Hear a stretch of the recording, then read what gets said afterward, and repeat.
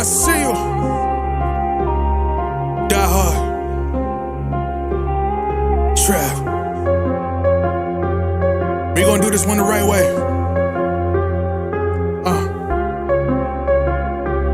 We in here forever. Yeah. Die hard. Homie, die hard. You can check the swag, he the realest by far.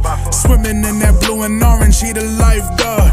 Yeah, he been through pain, at least he got some nice scars. He can smell the trophy, yeah, you need it back to back. Represent himself, his own name is on his back. 10 toes down, try to stop him, he come back. Bandwagon hoppers, he will knock you off your tracks.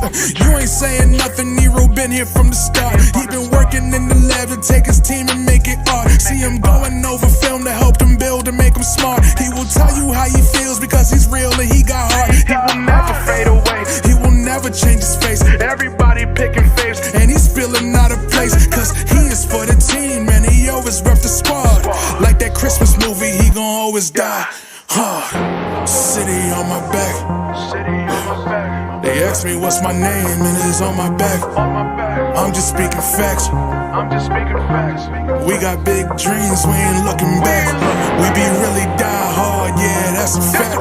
We be really die hard, ain't no going back. Make the whole crowd rise like a thermostat. Fourth quarter, I'm the killer that's gon' murder that. I'm here. Bow! What's good, guys? Your boy Eru, the Knicks podcast. Yeah, man, I got the what's the names on.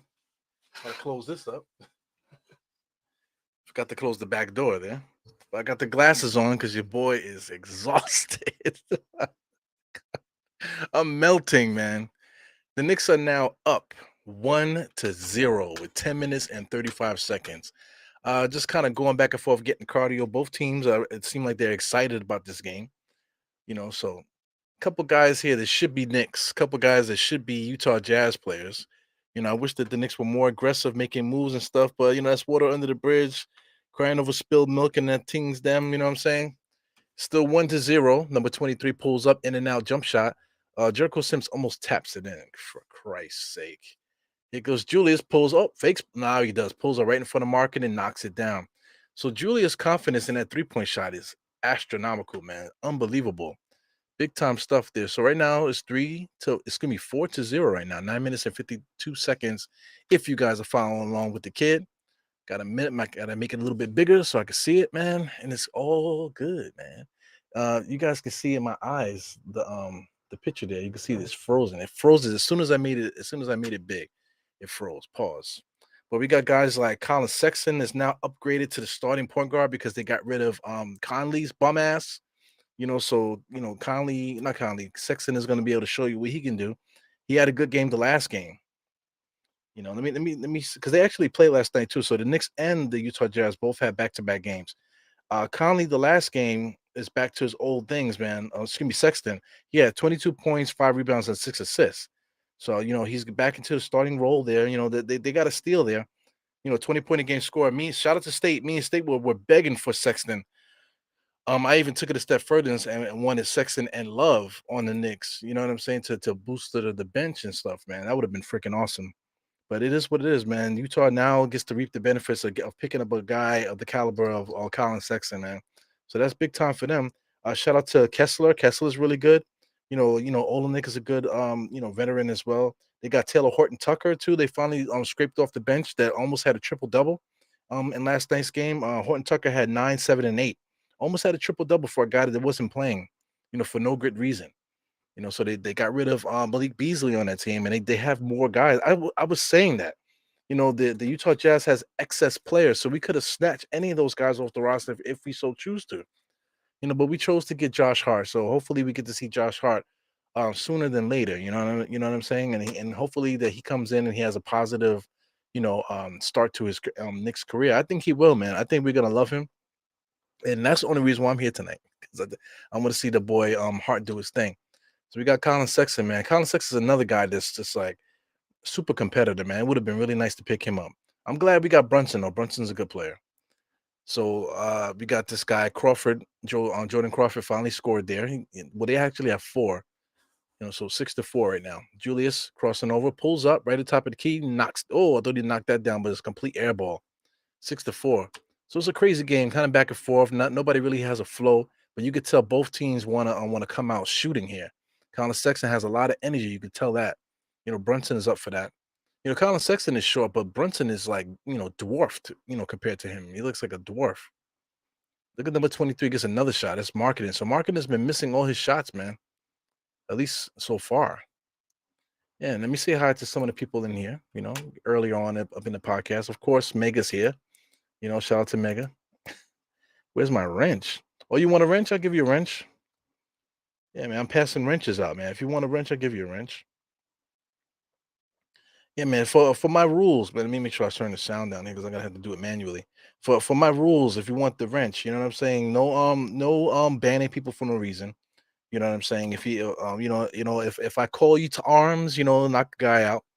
I already got certain words beeped out. If anything else is that we need to handle, we'll just handle it accordingly. You know. All right. So how do you? Let me see. How? How do you? How do you do it? I guess I'm gonna have to go actually on the website itself. It won't let me do it on the app. You mother sucker. So look at this guy, Cormega, messing up the whole podcast because he wants a wrench. Oh yeah, yeah. You want a plumber? You want a plumber to fix your pipes? You need a plumber to fix your pipes, boy. Let me keep it PG, guys, and make sure I live this back up. So I'm having connection issues here with the MSG Go app. So annoying. So I'm gonna let it rock for a minute. If it keeps messing up, I'm gonna have to switch to the phone. But yeah, man, Cormega, I'm working on the wrench for you, man. I'm gonna get you that wrench. You know what I'm saying? I'm talking about. Shout out to Jarrell. J Hart is in uniform. I can't wait to see him, man. He should be popping in. Tom Thibodeau likes to start playing guys like maybe towards the end of the first quarter with a minute left or stuff like that. He likes to make those stupid substitutions at the end there. So shout out to everybody. You got Holcomb's here. Shout out to Cormega as well. Like I said, and shout out to Wonder Woman as well. So keep Wonder Woman there. Let me put this here just so I don't forget. If anybody else, any of you guys that want a wrench, like shout out to Wonder Woman. If you want a wrench, Holcomb, anybody that I haven't given a wrench to. If you guys want a wrench, let me know. I'll throw the wrench at you. You know what I'm saying? So anyway, my live MSG Go is not operating according to design, man. So I don't know what that's about. So we're gonna have to X that out. Let's exit out. Let's try it one more time. If that doesn't work, then we're gonna have to try something different. Yeah, try something different. So let's bring up this YouTube. Oh man. Bring up YouTube. Make sure I mute it. So do you guys really, really like that Die Hard theme song? I love it, man. I can't front. This morning I was just listening to it, It's freaking awesome. It's kind of weird, because like it's my own theme song, but I freaking love it. I listen to it so much. Yeah, 14-9, man. Knicks are coming out shooting. Listen, the Knicks have a good team, man. We just have to figure out how to close out games, man. That last game hurt me so much, man. The last game hurt so much, us losing to Philly like that, because we have a rivalry with them. I don't know what we were whispering to my man Embiid there. I had to mute. I don't know what we were whispering to my man, but people are speculating that how do you do that? Add moderate. There you go. So there's your wrench, Mr. Cormega. Cormega got a wrench. Yay! Anybody else want a wrench? Let me know. If anybody wants a wrench, let me know. Holcomb has a wrench. You got Jarrell has a wrench. Cormega has one. I don't know if anybody else wants one. If you want one, just let me know and I'll give you a wrench. Y'all want a wrench? You want a wrench, boy? I'll give you a wrench. Yeah, man. So MSG Go seems to be working. So let's go 14-11. Yeah, man, let's get it. Let's get it. So this is what I think Josh Hart is gonna bring to us. He's gonna bring uh a winning attitude. Like a lot of stuff is being put into being a dog and that type of thing. He has a good basketball IQ from what I understand watching him and stuff like that. He won 2 championships with Villanova. So listen, that's something that to really like to use that as an example. But just everywhere that he's been, he's always been able to play his game. The rebounding, him rebounding or whatever in his short stature. I think that's something very unique. That not really a lot of players in the league has that. He's like the best rebounding guard, at his height. 8 rebounds per game this year. That's incredible, man. That's more than Mitch Robinson. I think we said that last podcast. That's more than our starting center, for Christ's sake. You know what I'm saying? So that's the type of player that we're bringing in here. Somebody that's really going to help out on the boards. We definitely do need help in the perimeter. IQ's been doing a great job, rebounding in the backcourt. But having Josh Hart coming off the bench, um, to be able to guard perimeter and still rebound like that, that's going to be something that we definitely need. We definitely need that because I've been saying that we need a power forward to back up Julius Randle. Josh Hart is not a power forward, but just for the simple fact that he can get in there and get those rebounds, that's going to help us out. So, I don't know if we're going to choose to play Obi still, have Obi and Josh Hart out there. I don't know if that's what we're going to do. So we'll figure it out, man. But we definitely could use Obi Toppin's 3-point shooting. But listen, I would rather if Obi Toppin's out there and Obi Toppin's not dribbling, he can't dribble, he can't really pass that well. If he's just an athlete, then I'd rather have Fournier out there, man. I'd rather have Fournier out there. Josh Hart is there, Fournier's there. We got quickly, Hartenstein. That's good right there. I think those 4 guys make us better. Add Deuce whenever you can, add Jericho whenever you can, just to throw a grenade in there to fuck teams up. But outside of that, they really shouldn't be playing outside more than 5 minutes per game. And maybe play longer if we have injuries and that type of thing. But if everybody's healthy, I feel like Fournier should be playing, decent minutes. I feel like he should be playing decent minutes. Like I said, Josh Hart, he should come in right off the bat and play a lot of minutes, helping quickly out there. Fournier also helping and Hartenstein out there. I really believe that should be our 9-man rotation. And so Hart got a fresh braids, man. Braids look really good, man. Look how crisp the lines are, boy. Yeah, man. I love it, man. So hopefully he can contribute, man. And I wish I can communicate with Tom Thibodeau and tell him what my feelings are on what we should do for the roster and stuff. Yeah, man. So I don't know why I'm so low here. Are my kids messing with my system? I think somebody's messing with my system, man. I gotta turn my monitor up. There you go. I can hear you a little bit better. So I don't know if somebody's messing with my stuff here. Gonna have to interrogate them. But yeah, man. For those that want to know, I'm wearing glasses, man, because I'm exhausted. My eyes are red and droopy today. I've been up since 3 o'clock this morning, y'all. 3 o'clock this morning. I worked until about 4:30. Took me a while to get home. You know what I'm saying? Hanging out with the kids a little bit before I started the pod. Then I came back in here to check it out. So we got Horton Tucker here going against Brunson, doing a lot of bumping, turnaround jump shot. He knocks it down. But look at Horton Tucker, man, a guy that hasn't been playing at all year. They've been saving him, and now they're just throwing him into the rotation, and he's playing minutes now. So I mean that Utah, shout out to Danny Ainge, man. He did a great job getting talent on the roster, and they still was able to flip, and still make the team better. It's excellent, doing an excellent job, man. I'm not hating. I want other teams to get better because they say like a team like Utah, we can have a cross country rivalry. Every time they show up to the Knicks, we play hard, and every time we show up over there in Utah, just from the rivalry with Danny Ainge and Leon Rose and that type of thing. That's just something that adds more fuel to the thing. Because I mean, the NBA don't really have rivalries, man. It's like too much shit talking. Guys doing a lot of posturing and stuff like that, but it's not really any interesting rivalries. It's a lot of sucker shit going out there, to tell you the truth, man. Not a lot of competitive stuff happening. So right now, I like the energy. Right now, I like the energy Utah is giving the Knicks. I like that the Knicks are stepping up, and these guys are banging with each other. So I really appreciate it. So here goes RJ with the sweet and freaking sweet and low cotton candy sweet and low sneakers. RJ left hand. Okay, Randall left hand. Step back jump shot knocks it down. Julius always steps up to play against these big time power forwards, man. He wants to let these guys know that he's better than them. You know what I'm saying? So I like it. Horton Tucker playing a little bit of point guard, gives it over to Jordan Clarkson. See, that's the beauty with this team, man. They got so many different guys that can ball handle. So Clarkson is a big time ball handler. Horton Tucker is a big time ball handler. Like I said, they got Colin Sexton. They got this other kid too here, number 30 on the squad there. I think that's Ololaji, whatever his name is. The guy that played from Kansas.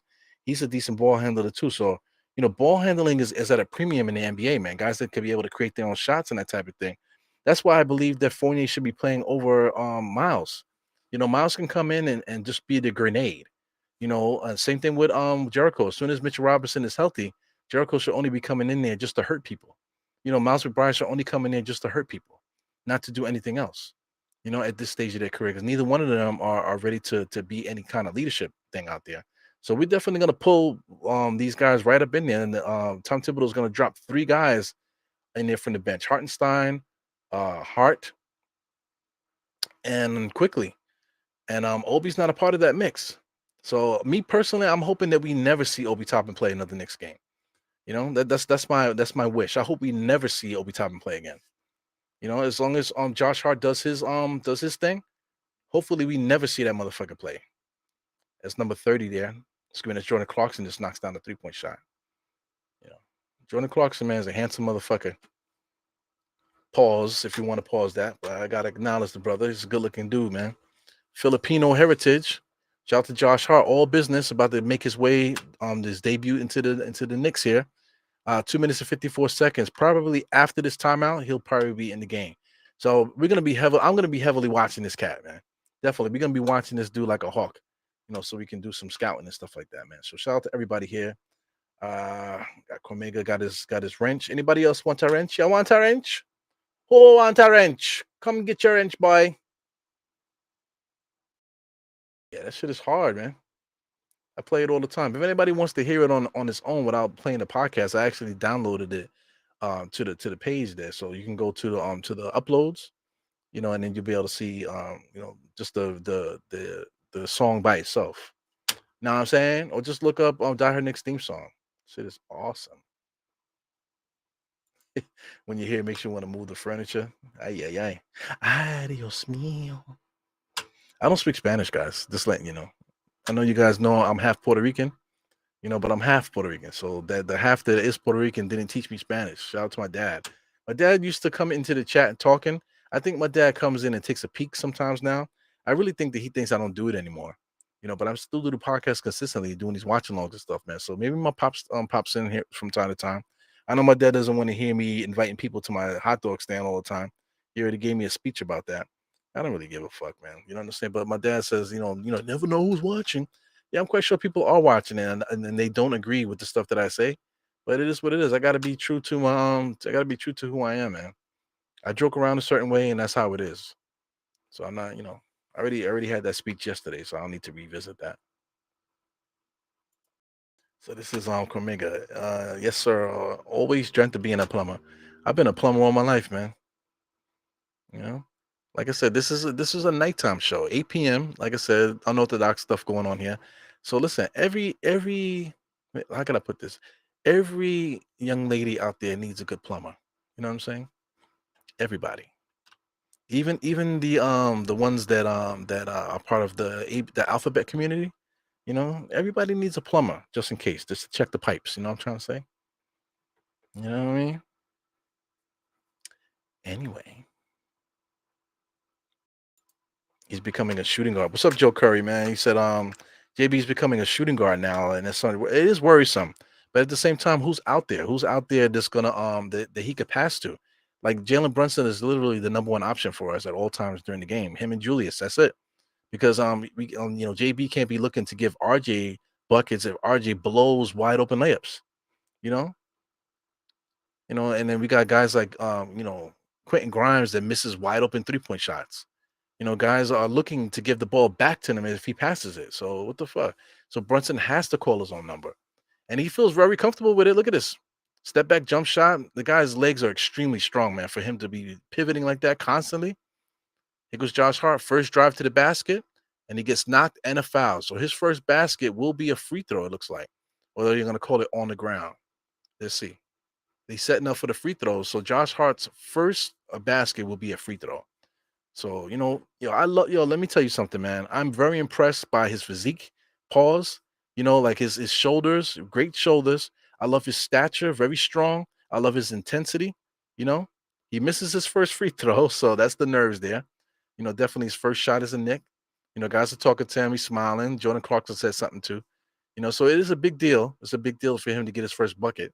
So I just want to see the reaction. Here goes the first free throw. Let's see the reaction. Shot is up. Knocks it down. So did we get a reaction? and he smiles there. I'm looking. He taps his chest there. So what I love about him is the intensity. Do you see the focus and intensity? The guy does a great job taking care of his body, super strong. You can see it in his shoulders and his chest there. There goes Jordan Clarkson with a launching jump shot. Did you see Hart with the physicality there going at him? They go Hart running the floor, able to take the contact and get the layup there. So right off the bat, we're seeing two things, a couple things about Hart that's very impressive, man. Very impressed by this dude, man. So I think we got a good player. He's 6'4", 6'5", or whatever you think he is, but he looks bigger. Look at Jordan Clarkson. He looks bigger than him, physically bigger. Look at Clarkson doing all the moves to Julius. Julius staying with him. Good defense by Julius. Hartenstein with the rebound. Look at this. Look at this. So what happened here? They called something. Excellent, man. I'm very excited about this kid. Look at that dude, man. So strong and focused, man. So he's up there in the corner being guarded by Jordan Clarkson. Jordan Clarkson's guarding him close. So here goes Brunson doing his moves there. Gets all the way to the bucket. Unbelievable.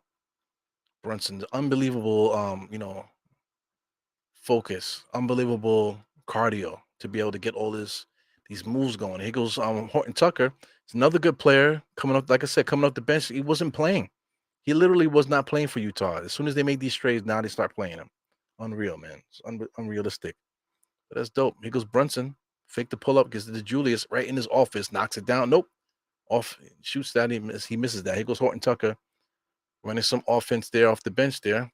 Little bit of a travel there, crossover, throws the ball over the rim. So that's the problem with Horton Tucker. He thinks that he's better than he is, but he is good. He goes IQ with a nice pull-up three-point shot in transition. Excellent. Right now, 30 to 22. Knicks are doing their thing, man. Knicks are doing their thing. This is how the Knicks should play. This is how the Knicks should play. But we should get some more cutting involved here. Stop getting into the one-on-one stuff too much. Keep the team concept, push the ball. Look at Hart there going over the screen, fighting through the screen.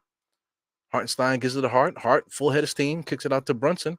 Wow, transition three-point shot, and he knocks it down. Guys, I'm impressed. I'm impressed. Now listen, this is Hart's first game as a Knick, right? So shout out to Obi Toppin. These are minutes that Obi Toppin would typically play right now. Just look at the action that you see this happening with Josh Hart compared to like a Obi Toppin. So like I said, I hope we don't call Obi Toppin into this game. I hope we don't call him. I'm anxious to see who's going to be the next player because right now only 3 guys have played. Horton Tucker sidestep. No, I don't know who that is there. He knocked that down. I don't know who that was there. So wow, IQ got stripped there by Horton Tucker. Horton Tucker with the last second shot off the backboard. He knocks it down. Wow. So that's definitely going to count. So that's 33 to, I believe that's going to be 28. 33 to 28. So the Knicks are up. What's up with this scoreboard NBA.com, man? I hate keep having to look over to change the scoreboard, man. It's so damn annoying.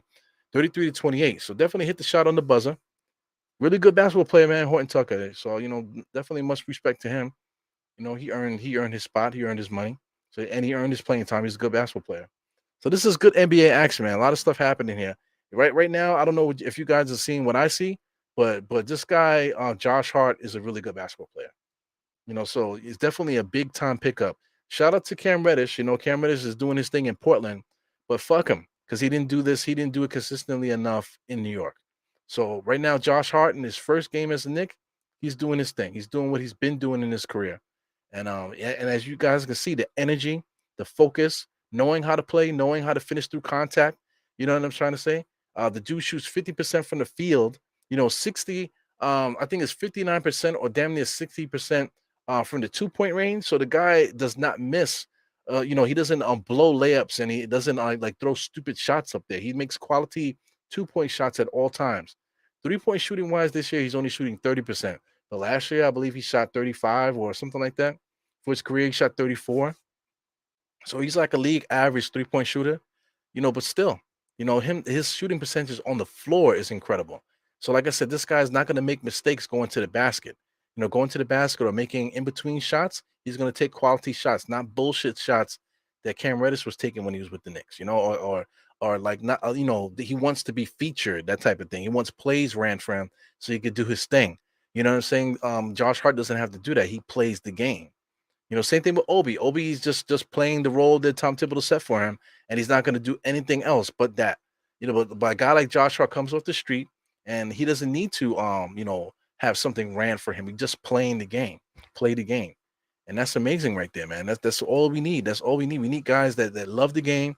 We need guys that are self-made players, not guys that go, oh yeah, eventually he's going to be good. Look at RJ. RJ. That's going to be the big topic of conversation this offseason, man. I'm gonna talk about him until I'm blue in the face. RJ is taking them. RJ and Mitch, both of these guys have been playing in the NBA for long enough, and neither one of those guys have gotten better at all. You can't tell me well, RJ has that little turnaround jump shot that he does in the paint now, but he learned that from Brunson. Let's keep that a buck. But up until this point, he hasn't done anything, to improve. Mitchell Robinson the same way. Neither one of these guys have done anything to improve. You know what I'm saying? But they have a big fan base, and eventually, oh, they're young. Eventually, they're still young. You don't give up on somebody like that. Yeah, man. At the same time, we need to get winners here. We need to get guys that know how to play. People don't like Hartenstein because they love Mitchell Robinson so much. Mitchell Robinson is hurt, and Hartenstein's been playing excellent for us, man. Somebody that knows how to play and cares, focused. Look at Josh Hart's face right there, man. Focus, bro. Shout out to Hartenstein. Hartenstein brings that same intensity, focus as well. You know what I'm trying to say? I think that RJ does the same thing. He brings that focus at times. He can hit those clutch shots. You know, Shout out to Obi. He's in the game now.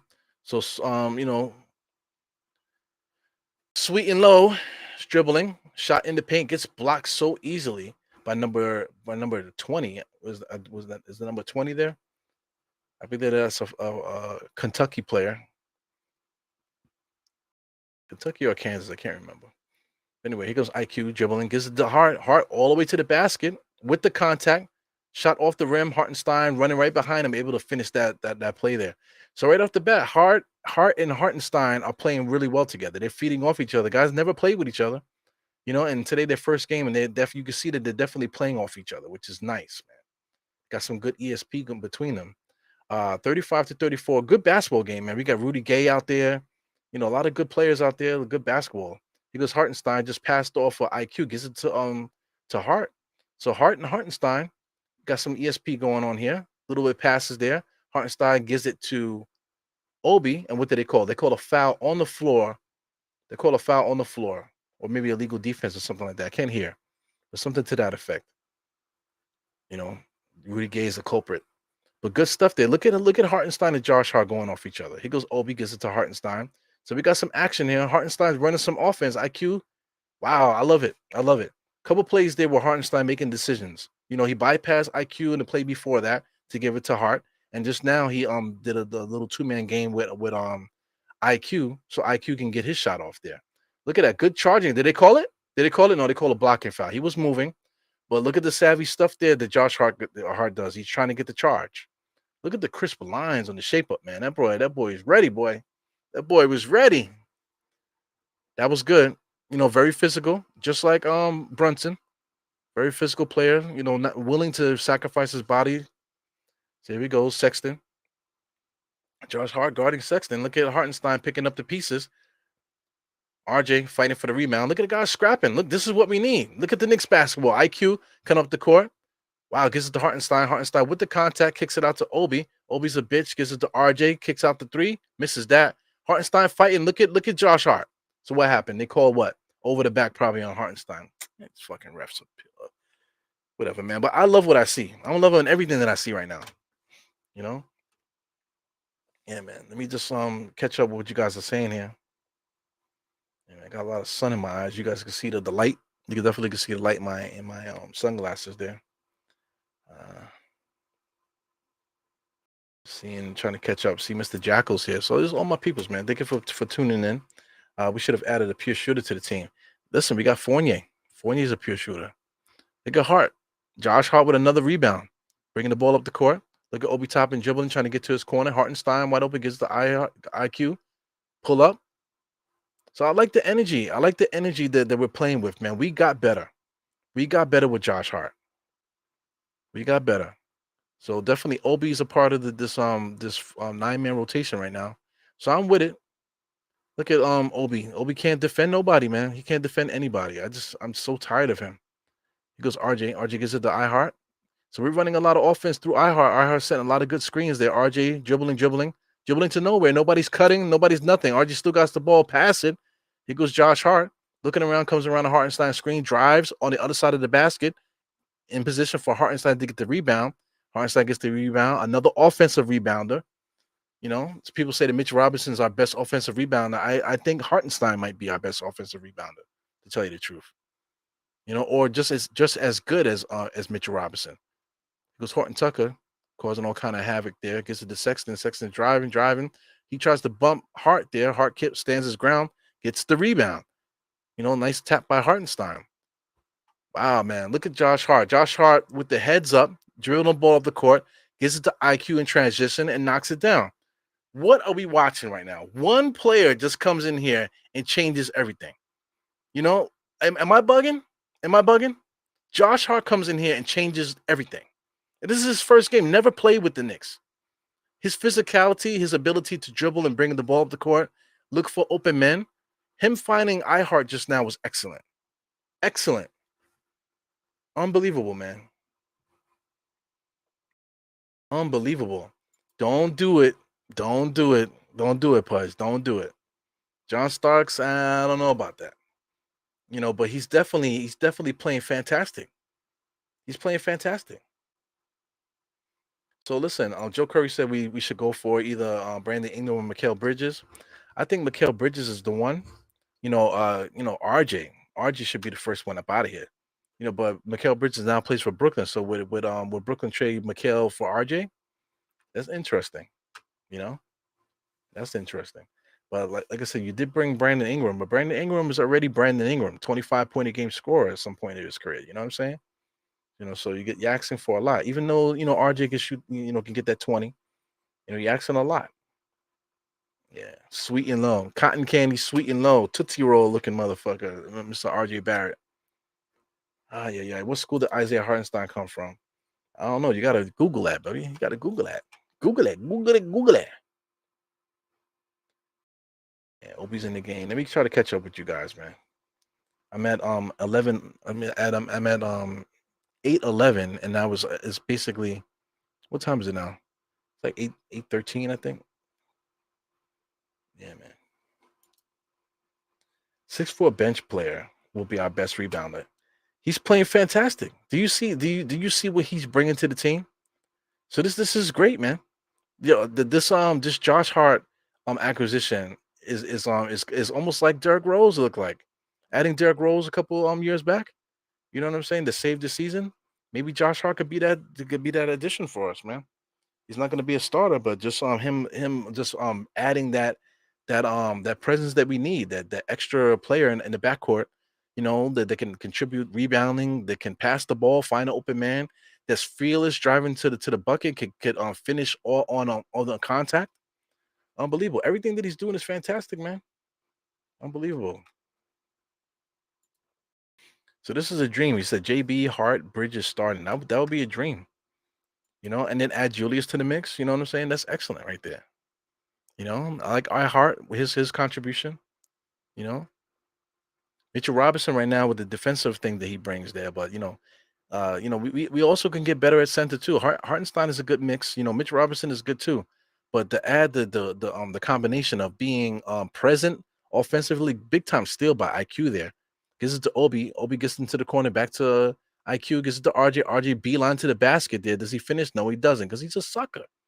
So I mean, like if we can get somebody like somebody in RJ's spot that could be more consistent, more consistent in the scoring, that we can believe in him to do stuff, then that'll be excellent. But we already paid RJ, so I think we might be stuck with that motherfucker. It depends. We might have to overpay, to give up extra assets to move RJ to get the player that we want, you know. So I'm with it, man. I'm with all of that. I hate to keep talking about the off season because we're playing now, but that these are all questions that we definitely gonna be talking about, during as the season goes on, especially when that off season hit. We're gonna be going crazy, especially on this channel, talking a lot of shit about how we're gonna get better, man. So tune in for that, definitely. Yeah, man. So far so good right now. Knicks are up 43-36. lately the last couple games we literally been playing like this. We've been up. We messed up the game in the last maybe 6 minutes. I kind of blame a lot of this. You can blame a lot of people for that last game why we lost it. But we've been playing so well, man. We've been playing really well for every single game. Very very competitive. It really comes down to what happens at the end, how the Knicks close out. But like I said, we got this guy Josh Hart. So like if Josh Hart is out there, helping out in the fourth quarter, because right off the bat I trust that cat. Right off the bat, you know, right off the bat I trust that dude. So here goes Josh Hart right in the mix there, gets a steal, gets it to RJ. Here goes IQ, fast break, lays it up. So this is going to be something new in here now. Knicks get a steal and heads up play. Everybody's out. 8-0 run by the Knicks here against Utah. So Utah's taking Utah guy has a lot of new players on their roster too. A lot of things changing with them. But look at Josh Hart. Josh Hart is in the mix of every play. Here goes Obi Toppin there. It looks very scary going to the basket. But look, Josh Hart immediately has made everybody better. He's made the entire team better.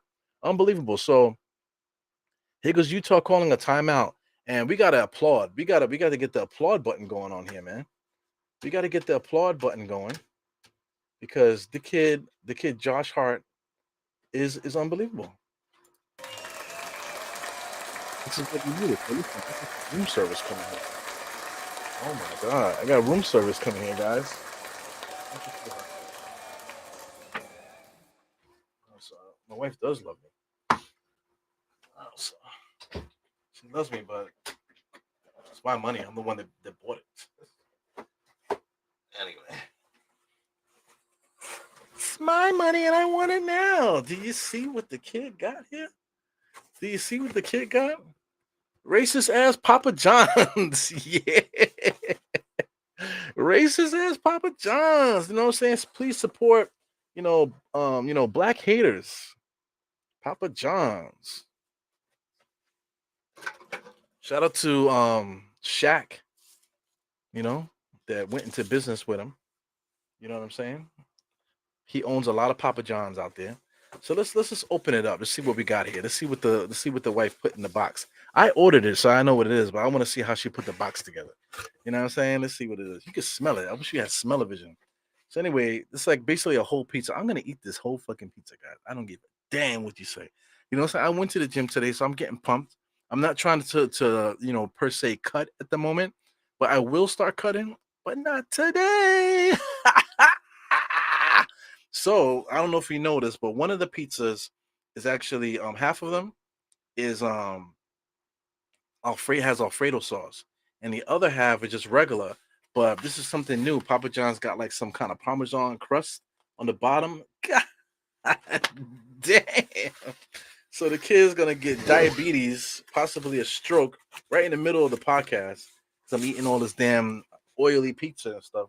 So let me set it up. I gotta put the pizza in front of me. Gotta set it up. You know what I'm saying? Got my table and stuff here. I gotta do some cleaning here. So listen, I'm happy, man. Listen, I gotta eat. We gotta celebrate. We gotta celebrate Josh Hart's addition to the Knicks, man. And this dude is definitely. It's not. I'm not capping. I'm not like over exaggerating. You guys can see everything this dude is bringing to this squad. On day one, never played with our guys, and just the positivity that this guy. Why would they trade this guy? Why would Portland trade a guy like this? A guy that's just so good. Somebody that can make the team better like this. Why would you trade a dude like this? He's an absolute winner. I would not trade Josh Hart. But we traded Josh Hart for Cam Reddish. So I mean, one for one, one good player for a guy that has the potential to be a lot better. And Cam Reddish, I get it. Cam Reddish has the potential to be a 20-point a game scorer. We all know that. You know what I'm saying? But he still has to do it. He's never done it yet. But look at what Josh Hart brings. He's there fighting on the inside on the rebounds. Definitely physical on the inside, fighting there for the rebounds. There goes Obi. He's gonna make Obi better because Obi's gonna get his minutes. So and plus conversations and stuff like that. We got another winner there to have more conversations to make people better around him. So it's just better for everybody. RJ too. To have Josh Hart speaking to him in the locker room and that type of thing. He goes Josh Hart, finds Obi in the corner. Obi just launches it, and he misses that. So anyway, I gotta try this Parmesan pizza. Like I said, it's just regular pizza, and then it has Parmesan crust on the bottom. What the hell? Mm-mm-mm. It's trash, but I love it. Mm-mm. 47 and 39. 6 minutes and 32 seconds on my clock, guys. If you guys are following. Unbelievable. What an amazing pickup that we picked up, man. Josh Hart instantly is my favorite player on the Knicks right now. You know, Josh Hart is immediately become my favorite player. Brunson, I love Brunson. Julius, I got respect for Julius. He's annoying though. I'm in awe of Brunson every night with the way that he plays. But right now, Josh Hart is my favorite player right now. Absolutely. So that's gonna bring some excitement to me because I know what he brings and what so far what he's adding to this team right now. I love it. Wow. Look at Laurie Markkinen fighting on the inside there. Drove against IQ, get all the way to the basket, but he's very tall, 6'11", dominating in the inside. Mm-mm. Big time talent there, man. So I gotta catch up what you guys are talking about. So we got a lot of new guys coming up in here. We got Hungry for More is here as I'm eating my pizza. RJ is horrible, completely contra. Yeah, he's somebody that we're gonna have to have a big. We're gonna have to have a real conversation about RJ Barrett, man. Like for real, for real. Salute to Eru, yes. We got Mr. A Negril here.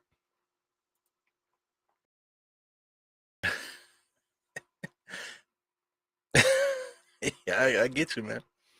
I get you. Trying to get that stroke before I'm 45, you know what I'm saying?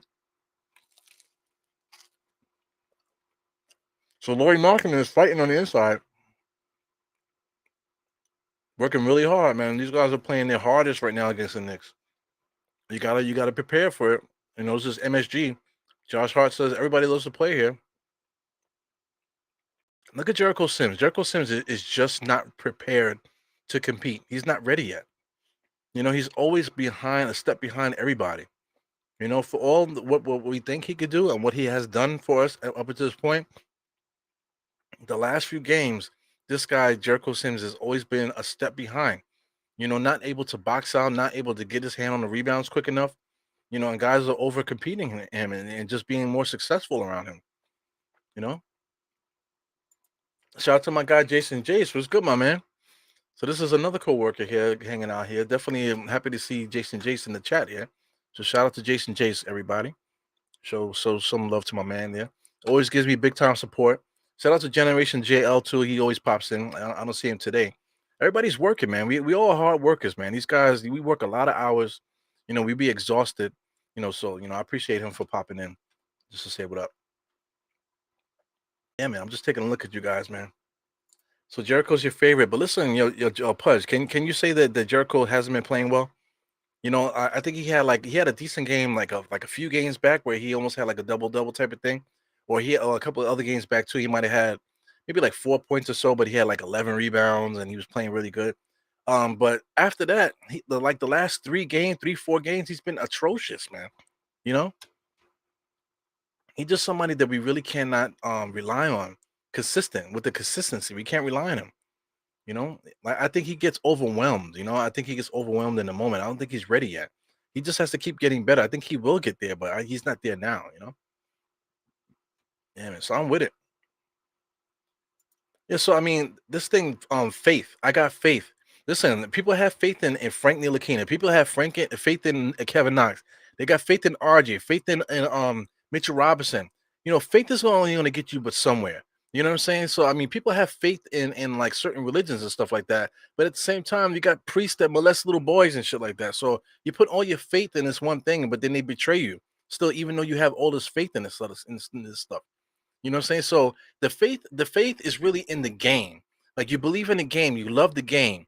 You know what I'm saying? There's something that you know about life that when it comes to the game that you love and you want that to be a part of your team. But you're trying to find it in these players that are not it. These false freaking idols, these false prophets. You know what I'm saying? These people are not the real thing. You want them to be, but they're not it. You know, Josh Hart comes off the street. never played with the Knicks already, and look how much better the Knicks look when he's on the floor. Invaluable basketball player, man. Here goes IQ. IQ's definitely gotten better. Going against 5 people, 4 people. Pick and roll going against 4 people, and there's 3 guys open in the perimeter. He doesn't pass it, but he does get to the line. So there's certain things that we just need to learn as a team. They have to get better. But blind faith, putting blind faith in, I have faith. I have faith in him. I don't only person I have faith in is in myself. I don't have faith in nobody else. I don't have faith in anybody. I only have faith in myself because I believe in myself to be able to get up and continue to do whatever I do to exist on this earth. To take care of my responsibilities, to pay my rent, to go to work, take care of my kids, to do everything to satisfy myself in any kind of way with the pizza. And where's my Astroglide? Astroglide's right here. You know what I'm saying? Keep everything in arm's length. I got my pizza and my Astroglide. You know what I'm saying? And my Knicks. So I'm taking care of my fucking self. So I have faith in myself and being able to take care of myself in any kind of capacity. I don't have no faith in nobody else, man. You know what I'm saying? So fuck Jericho Sims, and with all due respect. He needs to take care of himself. As Jericho Sims gets bodied to the floor and they jump over him. You don't want to know why? Because he's not ready to be out there. He fell on the floor and they jumped over him. Tom Thibodeau should be looking to take his ass out the damn game. Here goes Brunson, comes around the screen though, in and out, pulls up, mid-range jump shot, knocks it down. Yeah, man. So fuck Jericho Sims, man. Fuck Jericho Sims and fuck faith in another man. Like Josh Hart comes in there and just does his thing. I don't got no faith in Josh Hart. I just know that he's gonna come in there and do what he does. Brunson every night. I don't have faith in Brunson, but I know as a man, he's gonna come in there and play ball and do what he does. You know what I'm saying? Julius Randle's a bitch. We all know that. But at times he comes in there and he does what he does. You just have to deal with the stuff that comes along with that. You know what I'm saying? It is what it is. You know what I'm saying? But the faith in these players that, he's gonna be this, he's gonna be that, man. Fuck that dude. Because he's not that dude now. I don't have faith in these guys that maybe they're gonna be this person, or eventually he's gonna be. No, I have faith that he's gonna become that guy eventually. Man, fuck that shit, man. Man, fuck having faith in another fucking person like that. What is this, fucking Santa Claus? In all the respect, I'm not going at a pudge. It's just the idea. Eventually, man, he's gonna be good. How dare you talk badly about this man? Man, fuck that, man. We got guys that are in their 50s, 60s fighting for guys like Frank Ntilikina and fighting for Kevin Knox. See, watch, he's gonna do so good when he goes to the other team. Man, fuck that, man. Stop being a fucking pussy. Stop being a fucking bitch with those fucking comments, man. Stop doing that. Have some self-respect. Have some self-respect for yourself. Like I said, pizza, I don't give a fuck. I got a big fat stomach. I don't give a fuck. You know what I'm saying? I got my Astroglide. I don't give a fuck. I masturbate every day. I don't give a fuck. You know what I'm saying? I don't need no bitch. I got a fucking Astroglide right here. You know what I'm saying? I don't need nothing else. I don't have faith in my wife to do anything for me. I don't need to have a bunch of bitches around. You know what I'm saying? With all due respect, you know what I'm saying? I'm not talking about women. I'm talking about, the community. If you get what I'm trying to say. You know what I'm saying? I don't need none of that. I don't need none of that. And I would never say, I have faith in this fucking guy to be whatever. Man, I'm just not built that way. As the Knicks are up 57-47, 3 minutes left in this game. Sorry for the rant. You know what I'm saying? But I gotta say it. I have no faith in nobody like that. I'm not, this is not the Easter Bunny. This is not Santa Claus. This is not like I have faith in the Holy Spirit or something like that. And that's bullshit. You know what I'm saying? You gotta have faith in something real. You know what I'm saying? You gotta have faith in something real. Not something that's some fucking bullshit. You know what I mean? You know what I mean? Fuck that. Have some self-respect. You know what I'm saying? For yourself and for the game and all this other stuff. You know what I'm saying? Fuck LeBron James, man. He just broke the Kareem Abdul-Jabbar's scoring record. But meanwhile, they keep comparing him to Jordan. But meanwhile, Kareem Abdul-Jabbar, he literally broke his record. Kareem Abdul-Jabbar is the greatest scorer of all time. I think he shot like 3 3-pointers. That's due to the era. But he only shot 3 3-pointers, and he was the leading scorer in the NBA. Okay, come on, man. Or whatever it is. He made like 3 3-pointers in his entire fucking career, and he was the scoring leader.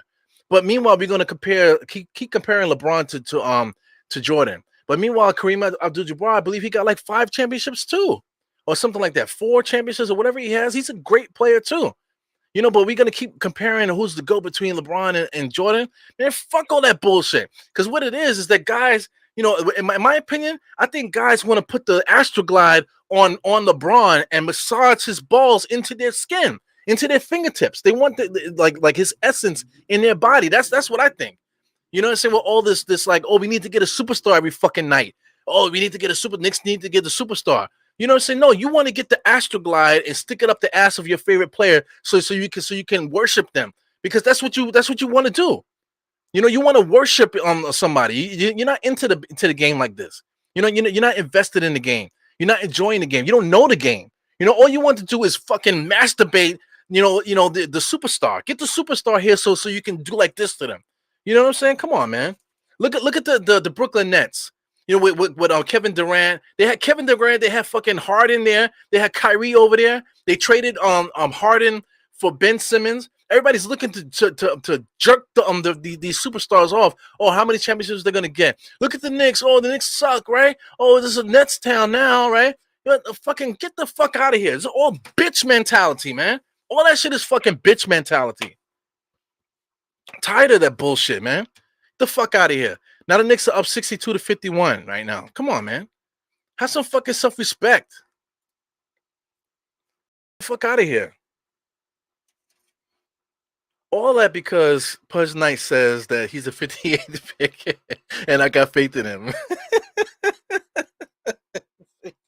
all of that for that. All right, sorry about that. Jesus Christ.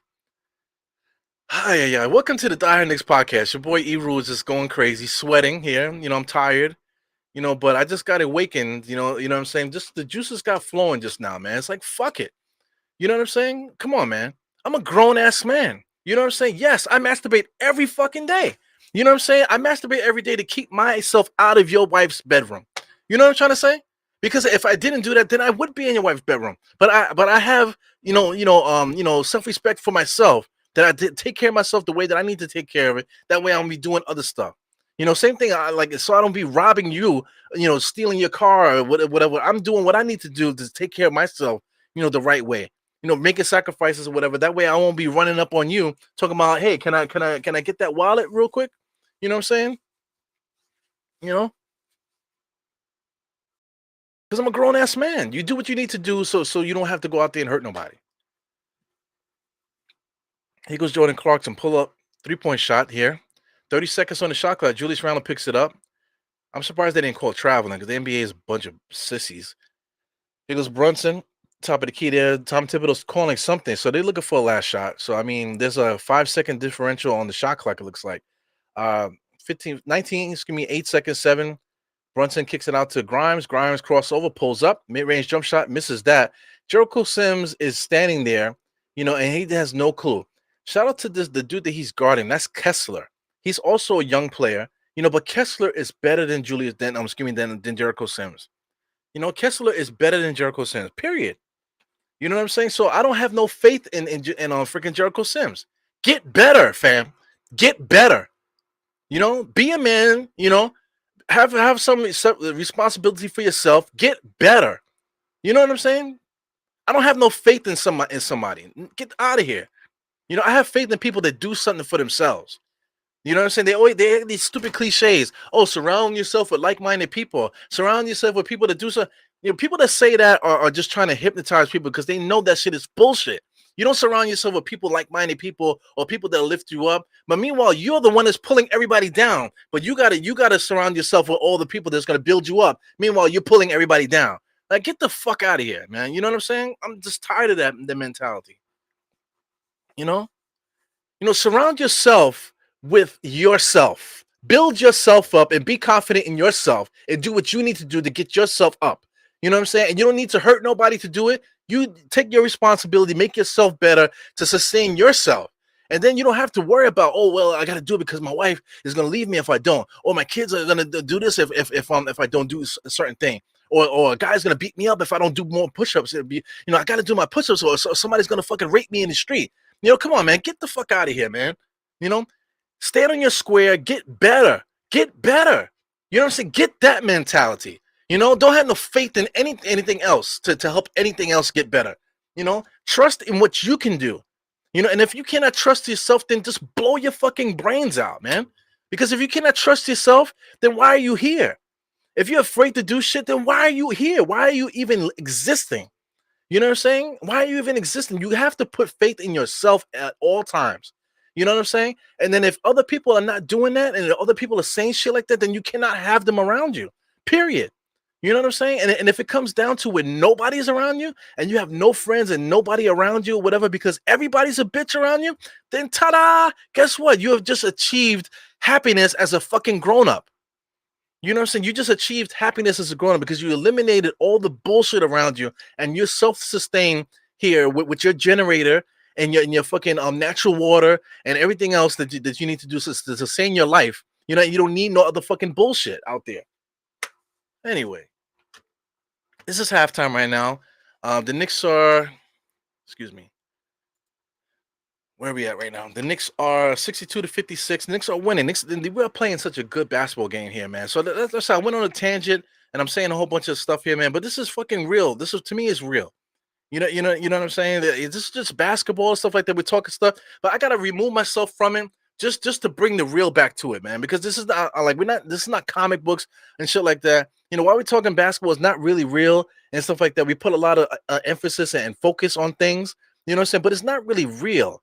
And it doesn't mean nothing. You know what I'm saying? This is a bunch of rich guys playing basketball. You know what I'm saying? Professional guys playing basketball for millions of dollars, and we put a lot of emphasis and a lot of stuff in it. Oh man, you have no idea what they go through, man. Fuck that shit. You know what I'm saying? So anyway, 62-56. Yeah, man. Just be. I'm on one today. I'm sorry, guys. So let's take a look at this the summary. I'm not even looking at what you guys are saying. I'll get to it in a second. But the Knicks were up 33-28, 29 to 28 in the second quarter. So beautiful half of basketball for the Knicks competing against Utah. Utah is really competing against us tough, man. The Knicks are stepping up to them, and we're going bang for bang with each other. Right now, the Knicks are up. They got to be very careful because Utah does have a lot of scorers, But I think what Josh Hart brought to the team has just been incredible. So let's just really get into this really fast. That way, I can get back into the other conversations and really get your reaction because I kind of was all going off the deep end just now. I really don't care because this is my channel. You know what I'm saying? If you don't like what I have to say, then get the fuck out. If you don't like what I'm saying, get the fuck out. But the majority of you guys that are here listening to me ranting all the time, you know where I'm coming from with a lot of this. And you get it. You're not gonna get offended by what I'm saying. If you are getting offended, so what? We have a conversation. Maybe I might have said something a little bit off base, whatever, whatever. If it owes an apology, that's fine. You know what I'm saying? But this is how I am. This is how I am here. So I mean, it is what it is. Like I said, if you meet me in person, don't expect me to be on 100 at all times, man, because nobody's like that. Usually, I'm really super chill. For those that know me, that met me in real life, you guys know that I'm super chill. I'm chill. I like to joke around. I'm always smiling. I like to hug. I like to just chill. I'm not always on 100, but I could get to 100. But why do you need to get me to be on 100?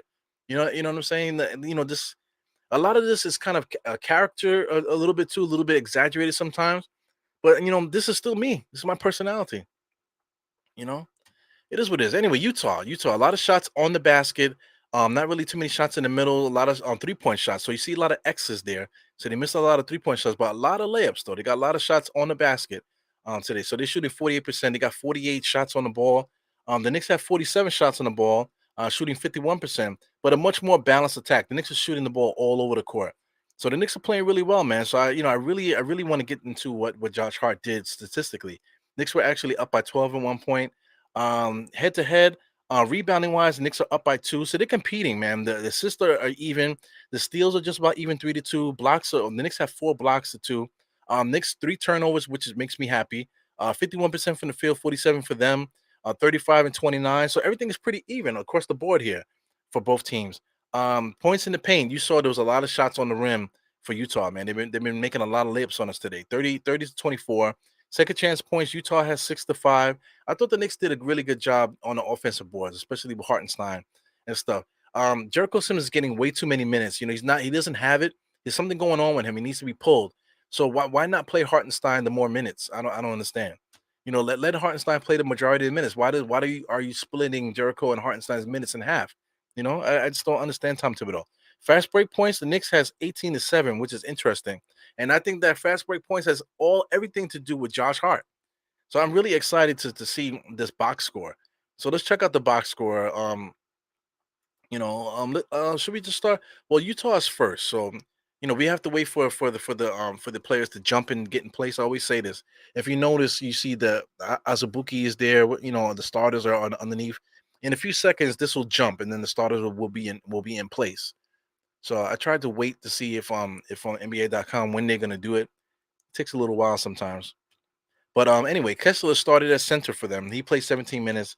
Didn't really score at all. He had two points, 6 rebounds. A plus player. He's a really good guy. Really good player.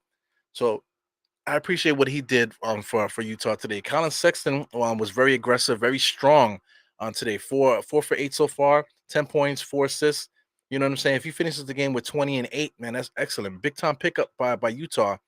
Taking a chance on getting Colin Sexton, not taking a chance, but being calculated, getting Colin Sexton in there for Donovan Mitchell, basically. And they also got Laurie Marketing as well. So I mean, that's a big time pickup there by Utah. Like I said, Donovan Mitchell trade. People say, oh, we kept Quentin Grimes. Come on, man.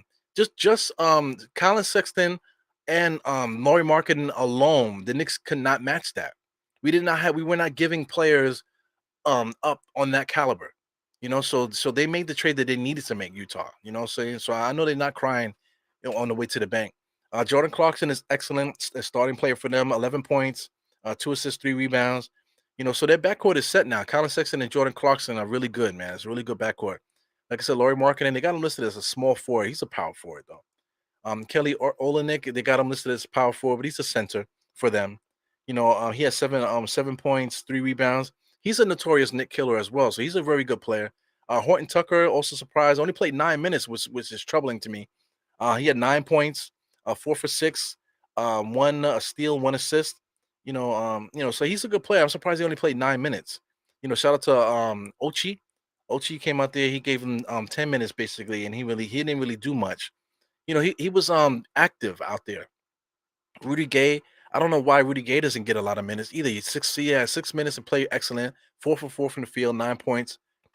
So I mean, they have a lot of good players that I don't understand what Utah is doing over there as far as that concerned. But anyway, let's get into the main thing here with the Knicks. So NBA.com still hasn't put it in order, which is mad annoying. So quickly coming off the bench with 13 points is incredible. Hartenstein, 4 for 4, 8 minutes right now. Look at Jericho Sims. There's no reason why Jericho Sims played 15 minutes, man. There's nothing that he was doing that suggested that he should have been playing that long. So Hartenstein should have had the 15 minutes, not Jericho. So Jericho had 0 points, 4 rebounds, no assists. He had 1 block.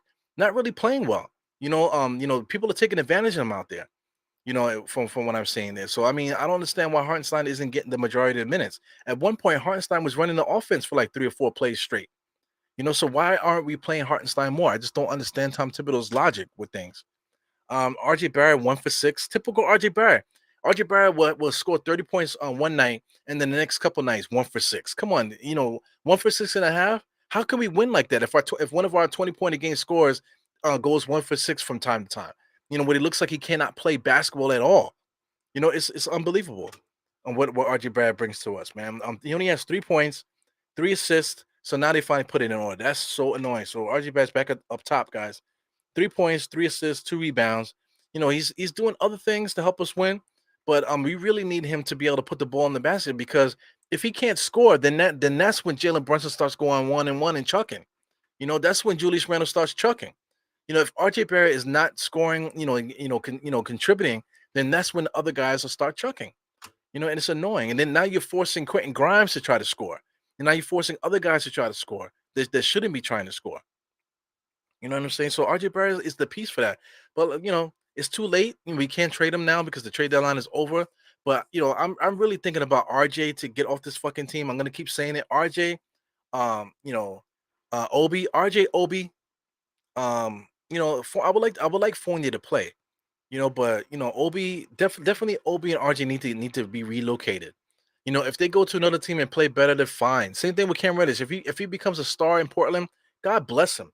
You know what I'm saying? As long as the Knicks get better. I don't care what the hell that happens to the other player, as long as the Knicks get better. And I think the Knicks are close. I think the Knicks are so close. Yeah, man. So shout out to what's going on here. Oh, Josh Hart. I'm sorry, man. Josh Hart. Numbers 9 minutes. 1 for 3 tonight. 1 for 2 from the free throw line. His first shot was a free throw. If anybody wants to know that. He did have 3 assists. Only 1 rebound. 2 steals. And basically well, how many points? He only had 3 points, but he was basically a catalyst to everything the Knicks were doing. I thought he had more than those points, man. I felt like he had a couple layups. Some of those layups were missed. I think two of them were missed, and I think Hartenstein picked them up and scored on those. You know what I'm saying? So there's another thing too. Hartenstein gets to the basket, but if he can't make it, he at least puts the ball in play for somebody else to get the rebound, which I thought was very calculated, very smart. Like I'm saying, he's driving. He can easily make the layup on the left, but he decided to come around to the other side because Hartenstein was there. So he comes on the other side to get it off the rim. That way, if he misses, Hartenstein could get right there and lay it up. That's just a very smart heads up basketball player. And I just thought the Knicks were so much smarter with Josh Hart on the floor. You know what I'm saying? So that's excellent. So now we have a solid starting five. RJ Barrett's included in that. It's solid starting five. Jericho Sims will be out here for mid soon. So we got a starting five. Josh Hart with Emmanuel quickly and Hartenstein makes us really, really good. Obi Toppin, he needs to step his game up. Right now, Obi Toppin has 0 stats across the board, bro. He has 1 shot and 2 points. Not even a personal foul. Just 0 shots or 0 stats across the board. Obi Toppin is complete and utterly useless, man. Complete and utterly useless. If Obi Toppin is going to give us no stats, then why not play Fournier? I just don't get it. And then we're using Obi Toppin as a spot up 3-point shooter. So why not play Fournier? You know, like, are we playing Obi Toppin out there for defensive purposes? I'd rather just play Fournier. You know, if you need more physicality, then give Jericho the extra minutes that night. If we need a little bit more physicality, when Mitchell Robinson is healthy, the big man minutes should be going to Julius, Hartenstein, and Mitch. You know what I'm saying? We have the big mans to get that. So anyway, that's my opinion. I really do not. I know a lot of people are frustrated, but I'm really sick of Tom Thibodeau's coaching style and his philosophy, because there's little things that we can do to tweak what we're doing, and it would just help out so much. It would just make things so much more seamless. Like I said, Obi Toppin right now with Josh Hart here should not ever play another game for the Knicks. Fournier should be back here because Fournier can at least dribble, create, hit the jump shot. You know what I'm saying? Obi Toppin's defense is not valuable for us. You know what I'm saying? Josh Hart with his rebounding ability, that's gonna help us off the bench. So now we don't need Obi. I'm trying to tell you, man. Anyway, that's my opinion. Opinion of the diehard Knicks. And this, I know I was talking a lot of shit here, kind of went off there. I really apologize for that. So anyway, let's go to where Pudge Nice had that comment. So that was a while back. I was going off, man. I know I was going crazy. Like I said, like the Pudge knows how I am, so I hope Pudge didn't get offended. I was coming at him. I wasn't necessarily coming at Pudge. I was coming at the thought of that stuff, man. That's why I was going crazy, man. So once again, I hope I didn't piss anybody off, but it is what it is. Shout out to AI. AI says, "Hey man, hunger for more." I mean, you guys just love it when I go crazy, man. I know, you guys are just here for me to catch a stroke live on my show. So anyway, shout out to Renee Laborde. I love it, man. Uh, I'm sorry, guys. Like I apologize. I really apologize, man. Shout out to Joe Curry. Joe Curry is one of the best commenters, I think, man. 3 lefties to average 20 will happen this year if RJ scores 20 a game. Yeah. But at the same time, are we gonna win? You know?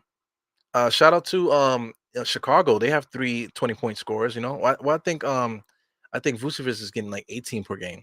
Who else is getting 20 points per game? There's another team that's doing that with 3 guys getting 20 points and they're still losing. So, you know, yeah, man, I'm sorry, guys. Listen, I got you guys cursing in the chat. Sorry, really, really sorry. Yeah, I could, CA Mafia said this is the Liberty Town now. So are we back? Yeah, we're back now. So the Knicks are back right now. So the Knicks are fighting. Look at Laurie Markkinen fighting on the inside. The ball is loose. Knicks and Utah are really going after it right now. So we definitely gotta tip our hats to these guys. They're really competing. So like I said, I'm competing out here, doing my thing. You guys are doing your thing too out there too. So all we can ask is for both teams to show up ready to play. And Utah's here. Utah's ready for us. They're attacking. They're fighting the Knicks, and the Knicks are stepping up, trying to defend the home court. Here goes Brunson across court to Julius. Wow, big time. Close out there by Olenek. Here goes Laurie driving against Brunson, and he just side steps around him and dunks it. Brunson does not foul him, so nothing he could really do there. So there's no use fouling him because if he tried to, he probably would have undercut him anyway. So I'm going to say something about the Liberty, but he goes Julius there, gives the grinds back to Brunson. Brunson takes a screen from Jericho, gives it back to Julius in his office, fakes it. He's going to shoot it. Oh no, he drives on Olenek, gives him a bump, kicks it back out to Quentin Grimes, and he shoots it. And it looks good. You think it's going to go in, it never does. Very rare. Sometimes it goes in at the right time, but Jericho Sims he's not ready yet. Wow, look at marketing. Interior dunk there and foul by Jericho. Jericho, I'm surprised he curled up. He should have stepped up to the plate there, but he did not. What is this? Yeah, look at this. Marketing. Marketing's been banging in on a lot of people this year, so that's not something, just against Jericho. But Jericho, he jumped up to block it, but he did not commit. He jumped up to block it, but he didn't. He just ducked rather than face it head on. I'm trying to tell you, I'm not lying, man. This guy Jericho Sims is not ready. He's just not ready yet. So Utah came out hot a little bit. So they tied the game 62-62. So that'll clean up. I think the Knicks are gonna go up again. So just clean it up. He goes marketing. He's gonna get the lead. Oh no, they call it a lane violation. So he goes marketing again. He gets the shot up and he makes it. So almost another lane violation there. Wesley just fell on the floor. So Utah takes the first lead. First lead since 9-8, they say. As Brunson comes in there, scrapes the guy, scrapes Colin Sexton, still gets a shot up, and he's going to the line. Big time heads up play by Brunson because they took the lead. So then Brunson said, okay, you know what? I'm going to come down the lane, get the foul, get to the line, stop the momentum, and get the lead back. Heads up play by the point guard.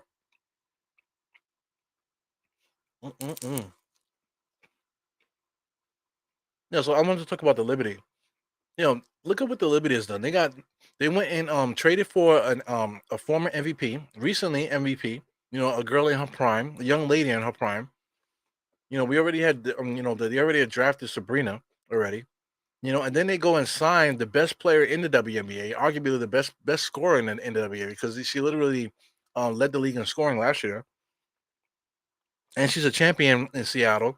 And then they go and get Chicago Sky's point guard, which is like basically the best point guard in the WNBA. So now they got the best point guard in the WNBA, two former MVPs, one scoring champion. You know what I'm saying? And they made another trade today too. I didn't really get into that, but they made another trade today too. So I mean, this is what you do to try to win. You use your assets, to try to maneuver. Maybe the trades are lateral. Maybe you might be giving away too much. You know what I'm saying? But at the end result, if the end result gets you to where you need to go, then who cares? You know, like the trade that they made to get the MVP candidate, they had to trade a good player to get that person. So if we trade RJ and Obi, and then we get that player that the last piece for the championship, or maybe like the first key piece to let us know that the Knicks are back, then who cares about RJ and who cares about Obi? If that trade gets us the player that we need. Shout out to RJ, alley oop to Grimes there. Bad decision by RJ to throw an alley oop to Grimes at that point. So there he goes again, shoots a 3-point shot for no reason when we should have set up. Jericho Sims does get the rebound. So Olenek calls a foul there. So, I mean, just a bad decision. RJ throwing an alley-oop to Grimes at that point because it wasn't a set alley-oop. It's not like he was throwing it to Jericho or Mitch. He threw it to Grimes, so it wasn't a good decision. And then he gets the ball in the corner, and then he just shoots a contested, shot that he wasn't really shooting in rhythm. Just bad decisions overall, man. Losers. Guys that don't really have high IQs, don't really know what they're doing. While Julius pulls up for three, misses that. Jericho gets been boxing out the last couple times. Got two strong rebounds. Julius comes around him. Drives. He needs to pass it. Oh, my guy. Turns in the paint. Double clutch jump shot, no good. I mean, the Knicks got to pass the ball, man. Good Jordan Clarkson. Good defense by Grimes. Colin Sexton's going to run a play. They got 10 seconds. Colin Sexton coming around, driving against Brunson, trying to body him. Goes over the top, misses it, and Brunson gets with the foul. So I hope Liberty wins. You know, Liberty play in the Barclays Center. So I have no gripe against the Barclays Center. Right now, I'm gonna be a quiet Nets fan now. Not a Nets fan, but I'm gonna quietly follow them. The same way like I'm a Yankees fan and I follow the Mets. You know, same way like I'm a Rangers fan, but I follow the Islanders a little bit. You know, because now the Nets have their soul back. You know, they actually have young players there now. They have a lot of draft picks. They can rebuild now, you know, the proper way rather than sell their soul for all these superstars. Like I was saying, the freaking Astroglide. They went and got the Astroglide for Durant and all those guys. You know what I'm saying? Sold their soul, you know, just so they could be better than the Knicks. Not even that they can win a championship. They just wanted to have a better headline than the Knicks. And meanwhile, nobody gave a fuck about them since they've been in Brooklyn. Julius gives it to Grimes. Grimes drives and then dumps it into Jericho was a bad decision. Grimes was open. He should have pulled up and let Jericho get the rebound. See, look at this. Like Julius gets it to Grimes. So Grimes drives, right? And then throws it immediately into Jericho. What he should have did is he should have committed and either pulled up and then let Jericho get the rebound rather than dumping it inside to him because he had no shot to score. You know, Quentin Grimes is a good IQ player, good player, you know, but he's not there yet either. You know, he's not there yet either. So anyway, yeah, the pizza I don't have no toppings, man. I just eat the cheese. Cheese is not good because I got a lot of phlegm right now. I've been trying to get rid of it, but I've been eating a lot of cheese recently, and that's not helping it either, man. It's just the best. If this is what Papa John's pizza does for you, Quentin Grimes step back 3-point shot, no good. See, right now Quentin Grimes is not doing shit for us right now. You know, here goes Colin Sexton, full head of steam driving. Gives it to Clarkson. Clarkson over to Laurie Markkinen.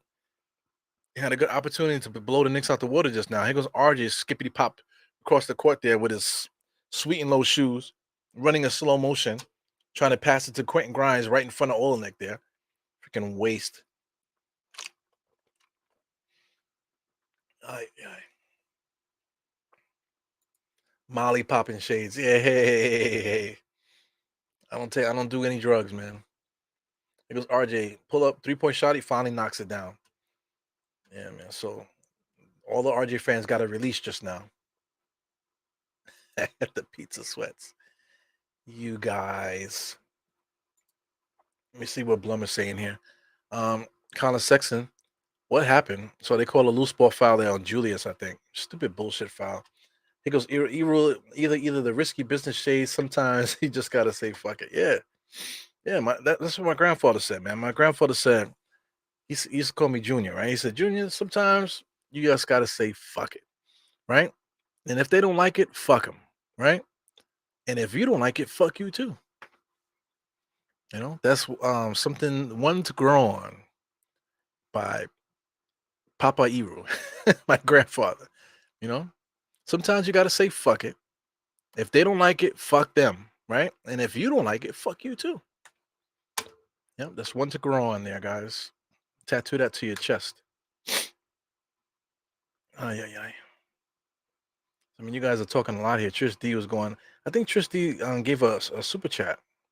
Yeah, I gotta catch up with these things here. He said, "Salute. First order of business is a like, man. You guys definitely need to get the likes up, man. I know you guys pop in from time to time. You know, shout out to what's it called who else does watch alongs? Knicks fan Brazil, they do watch alongs. You know, so that's for people that are from Brazil. You know, they want to follow along with him. He does watch alongs. Shout out to Guillermo with the Legion of Knicks. He does watch alongs. You know, a lot of people watch him because he has more crowd participation. A lot of kind of nonsense happening over there. You know, but I do things a little different here. But I know guys like to watch what they like to watch. But I definitely appreciate you guys for coming in here. I forgot who else does watch along. Somebody else does watch along. A couple other people do it too, you know. But I like the way that I do it. You know, I like the way that I do it. And I'm glad you guys rock with me. So here goes Colin Sexton, pulls up, launches it, misses that. There goes Jericho Sims, has been rebounding. So he's definitely cleaned it up, been boxing out properly, getting two hands on rebounds. He goes RJ, takes a screen from Jericho, almost got caught in the moving screen there. Jericho had to stay still because they would have called a legal screen. So good heads up play there by Jericho with RJ all the way to the basket. Once again, if Jericho Sims moved anymore, they would have called a legal screen. They would have called a moving screen on him. Because Jordan Clarkson gives it to Olenek. Olenek drives. Do you see the offense that's going on here? Even the center could put the ball on the floor and move. Look at Olenek faking off the backboard. Look at that. The skill that everybody's showing out there. So that's why I don't like Mitchell Robinson. Because Mitchell Robinson doesn't have skills like this. That's why I keep talking about him. Everybody keeps saying, yeah, but he's gonna be good one day. He's still young. What are we trying to fuck him? We're playing basketball. When is he gonna get better? He's still young, not in basketball years though. If you're 23, your career's over. Because how many more years you got left in your career if you make it that far? Like a lot of guys take it for granted that LeBron James played till he's 38. You know what I'm saying? But the majority of players, they be out the league by the time they're 30. And they steadily been declining too before they hit 30 as well. Just look around the league. A lot of guys are not making it that far. They're making it to their like early 30s, maybe 32, 30, 32. You know what I'm saying? Their career's over at that point. So we're talking about if a guy's 23 years old, like, oh, he's in the prime, entering his prime. He's not even in his prime yet. Okay, his prime of his career is what, 27, 26, 27, 28. So then like your prime is how long? Maybe 3, 4 years, depends. It really depends on the player. Like Durant, these guys are making it look easy. Chris Paul, all these guys are cheating the game right now with their longevity. Because it wasn't like that. It wasn't like that before with some of the top guys. But a lot of people take that stuff for granted. Shout out to Paul George. I feel like he's been playing, forever. I don't know when he came into the league, but I feel like that dude's been in the league forever, man. Westbrook as well, still super athletic at his age. A lot of these guys are making it look easy, to stay in the league that long, but it really is not sustainable, really. So anyway, first order of business is get the like. If you missed the live stream, see it later in your feed. Yeah, thank you, Trish, man. Definitely. Yeah, so if anybody wants a wrench, you want a wrench, just let me know and I'll give you the wrench. You know, the wrench will be like you guys are part of like my super soldiers there. I also you can be a member as well. I forgot how much it is. I don't think it's much, but you could be a member. That way you can get access to different emojis and that type of thing. I'm trying to figure out what else I can do with that. But if you wanted to support the members, you could do that. Like I said, you get emojis and stuff like that. Ah, yeah, yeah. Says every time I see your name, it reminds me of Superman 2 when Zod says, "You're the son of Jor-El." That's I am Jor-El. We're talking about I am Jor-El. Ah, yeah, yeah. So he goes, McEachin, hey, back from a good vacation. Hope everyone is good. Yeah, man. Hopefully you had a good vacation. I need a vacation. I'm actually going on vacation. The kids, the kids in New York, they start their, I think it's midwinter break. It's what is it, February 19th. So I'll be off that week with the kids, so I get a chance to hang out with my kids. I barely see them. You know what I'm saying? So we're gonna try to get some things going with the kids that week. That week we're also going to Washington D.C. to watch the Knicks, man. So tune in for that. If you guys want to hang out with the NBK crew, please go to NBA. It's gonna be NBKFam.com and find the tab that sells the tickets, and you'll be able to get a ticket, to hang out with the group, with us at in Washington D.C. to watch the Knicks play the Wizards. So tune in for that. What else we got going on here? So the Knicks are back up. Like I told you, Knicks were gonna get back up. The Utah Jazz did whatever they did to get the lead, and the Knicks got it right back. Because the Knicks are playing like a good team right now. So Josh Hart is not in the game yet. So we played almost the whole third quarter. We got 5 minutes left. The Knicks are up now. So I'm anxious right now for the Knicks to make a substitution because I think things are getting a little stagnant. So we'll see. I think Utah right now with Jordan Clarkson on the free throw line now, he'll probably make his free throws, and then they'll probably start to get closer to tying it up again. So Tom Thibodeau has to do a better job of fighting this stagnation. To keep it moving. So I did see a super chat. I think I gotta scroll down. Yeah, what's up? What's up, Cream? Cream is cool as hell, man. I can't wait to see you, motherfuckers. I don't know if Kareem is gonna be there in Washington for the next game. So, but that'd be cool if you could do that, man. If not, there'll always be something. Oh, here goes. I see Trish D here. So I'll leave it here for Trish D. I'm gonna get back into this game really quick. So Julius gives it to RJ. RJ is looking. Screen being set by Jericho. He's dribbling all the way to the basket. Fake, spin around, push shot, and he knocks it down. So those are the shots that RJ needs to make. He needs to take and make. RJ can get to the paint anytime he wants to, but he needs to figure out how to score those buckets, and he does that. Right now, he got 7 in this quarter, 7 points for the evening. It's gonna be 10 points for the evening. Jordan Clarkson going against Julius. Step back 3 point shot, no good. RJ acting as the power forward gets the nice rebound, looking to pass it, gets it to Brunson. Brunson to Julius. Julius is looking to post up Jordan Clarkson. Gets it to Grimes there. Grimes act like he was gonna shoot it, but I think he traveled. So he probably should have launched it, or maybe since the guy was really close on him, locking out the baseline, he probably should have just simply passed it. Mhm. So Trish D drops $10 on the kid. Wow, man. I mean, I wish Jericho would get that confidence, be a beast. Yeah, that's what he needs to do. He's not going to give much except being uber aggressive. He needs to be super aggressive. Be aggressive. That's what we need him to do. Him being passive on the inside, he needs to be a bully. He needs to be feared on the inside. Not to take a shot from Horton Tucker and get pushed to the bench. He needs to put the paws on that cat. Make people afraid of him. So me and Trish D definitely see the game the same way. So definitely appreciate Trish D.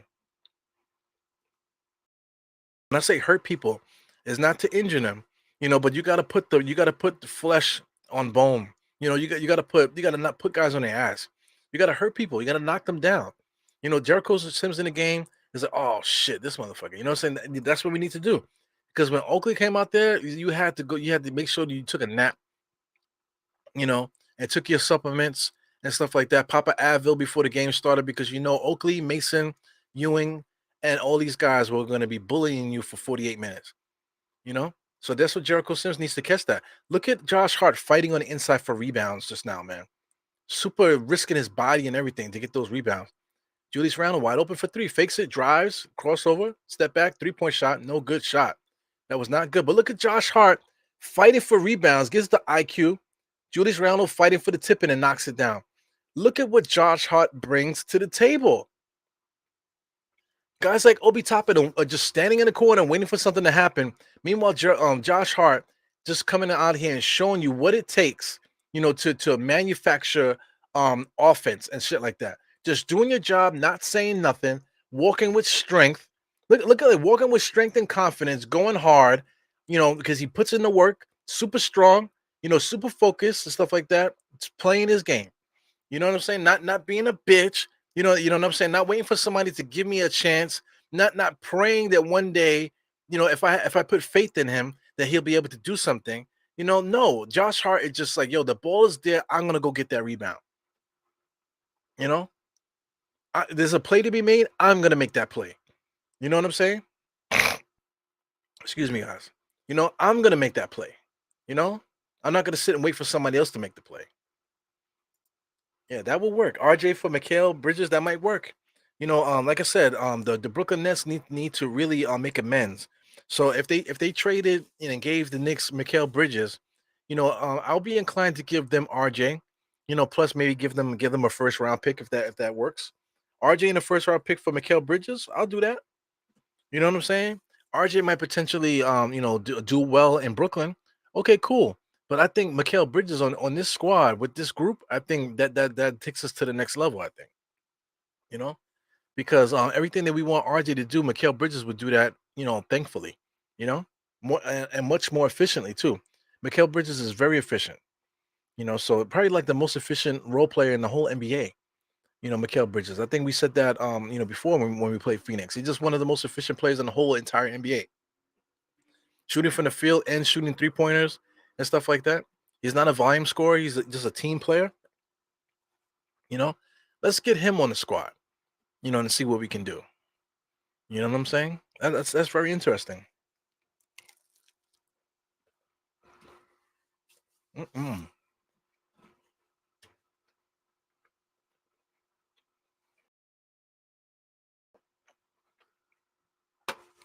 Man, that was a good bite of the pizza, man. So what's the time now? I'm way behind on his comments, man. So I really apologize for that. I'm at 8:50 mark as far as comments, and we're at the nine. Excuse me, like about the 9:10 mark right now. 9 p.m. 9:10 p.m. And shout out to Almighty Finesse. Yeah, I said this earlier. He is averaging 18 points per game. Like I said, I wasn't paying attention to the comments, but I'm trying to catch myself back up. Yeah, man, unbelievable. Here's Nick Yak. He says, without Mitch, we have whether there's 15 games. Hopefully, everyone sees how important Mitch is now. Mitch is not important. I just don't get it. I just don't get why people say things like that. Mitch is not important. What Mitch does right now, we have never needed him. There was never not one game. It's like, damn son, I wish we had Mitch in this game. Not one time.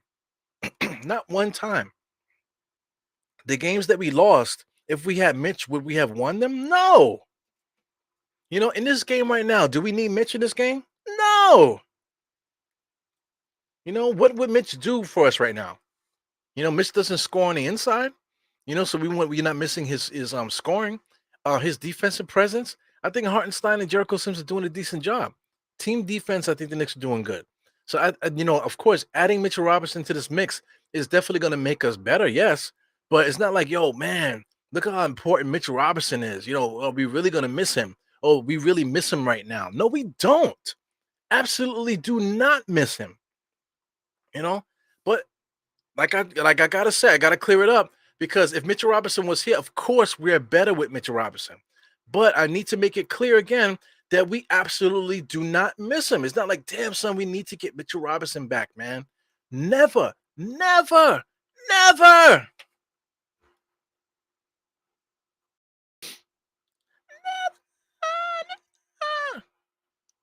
It goes Horton Tucker on the inside. Good defense by Hartenstein, but he still makes it, man. Hartenstein did recover very nice, man, but he still made it. Horton Tucker kind of looks like me right now. Crazy. Got to get myself together. I've been in the gym still, man. Even though I'm eating crazy tonight, I don't give a damn. Judge me, only God could do that.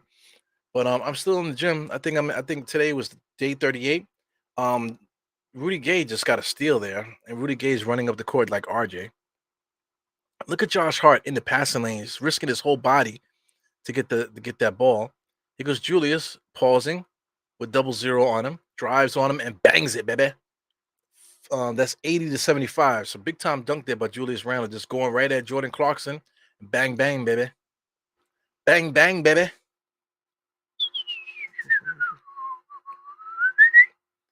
Bang, bang. Horton Tucker gives it to Jordan Clarkson. Good defense by IQ. IQ fights through the screen, comes down. Hartenstein's waiting for him. Shot is up. Shots it right over the top of IQ. So good shot by Jordan Clarkson. 80-77. Knicks are still up by 3. One possession game. Got a minute 38 seconds in the third quarter. Big time basketball game, man. We're playing live in MSG. Big time basketball. We got to get this win. Brunson on the inside finally gets a shot off there. 82-77. So let's go. Here goes Rudy Gay bringing the ball up the court. Julius is guarding him. Old man Rudy Gay. I remember when Rudy Gay was young, man. He was a good basketball player. Because Horton Tucker dribbling. It's crazy how Horton Tucker now all of a sudden has a huge role for Utah. Air ball. Was that a shot clock violation? No, they call a foul. Unbelievable. Unbelievable. But yeah, Nick Yak, I really don't believe that we miss Mitch Robinson. I really don't. I just don't agree with that. I never will. But like I said, Mitchell Robinson, yo, listen, here you go. Mitchell Robinson don't have skills. He doesn't have skills. Tell me what skills that Mitchell Robinson has. He doesn't have skills. Laughing my ass off. So tell me what skills that Mitchell Robinson has.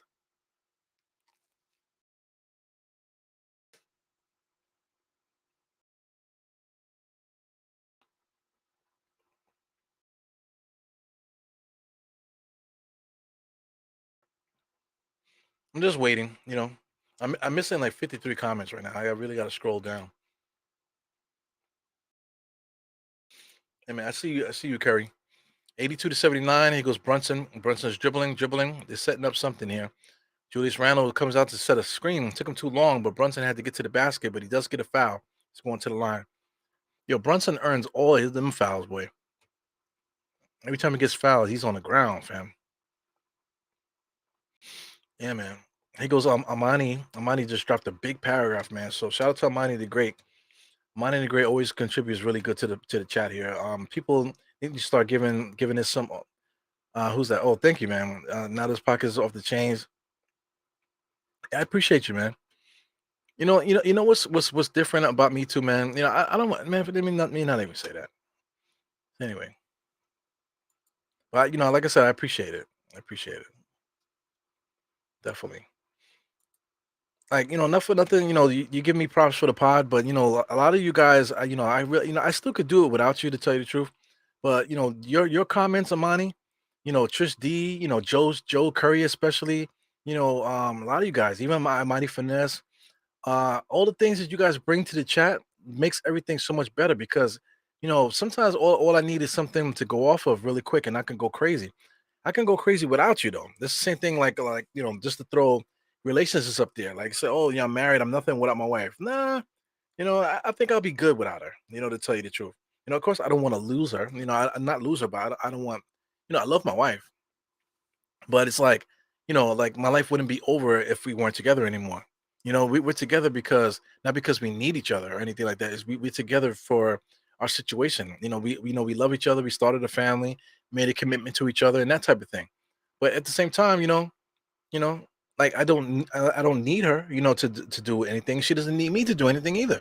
You know, but we came together in this. So that's what the situation is. Like I could do it by myself, but you guys here, whatever, it's a beautiful marriage. Between you guys and whatever I do here on the channel, man. So it's definitely big respect to you guys for coming in every night, to hang out with me. I really appreciate it.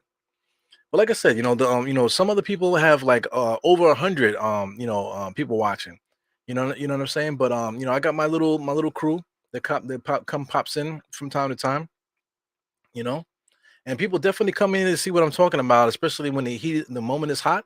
You'll see the numbers pop up all of a sudden because people want to see what I got to say. So so people are watching. You know what I'm saying? So like I said, I just appreciate you guys for always hanging out with me, man. So that's I need to say that. Yeah, so 87 to 81. Knicks are kicking ass, man. 13 seconds there. The Utah Jazz looking to get the last shot. 8 seconds, basically even with the shot clock. It's like I think tenths of a second different. 30 pulls up. That's Ochi. Ochi knocks down the three. So that was a nightmare there. The Knicks did not need that to happen. He goes Brunson, last second shot in the third. Wow, gets a nice clear shot. Almost made that. So 87 was 87 to 70 to excuse me, 87 to 84. So it would have been nice to be 87 to 81, but it is what it is there. Yeah, man. So big time contributions, man. Thank you. Appreciate it, man. Definitely appreciate you guys. We got Joey Meacham, man. Definitely came back from vacation. So where'd you go, man? Where'd you go on vacation? Stay hurt, staying hurt every season, Mitch. Yeah, Mitch is hurt all the time. So that's a problem. We need him, right? Quote unquote, right? Oh, well, look what we miss. We definitely miss Mitch, right? Yeah, but he's never there for us when we need him. We need him in the playoffs. He was hurt all year and he finally came back in the playoffs too late. You know what I'm saying? We needed him that year. But the real MVP that season was Nerlens Noel. And what did we do? The next season, everybody used all their energy to shit on Nerlens Noel. But Nerlens Noel saved the season for us. That first season when we made the playoffs with Tom Thibodeau. Nerlens Noel was the one that was holding us down. Playing hurt every day. You know what I'm saying? He held us down while Mitchell Robinson was out. And Nerlens Noel could have been out too, but he chose to play hurt. You know what I'm saying?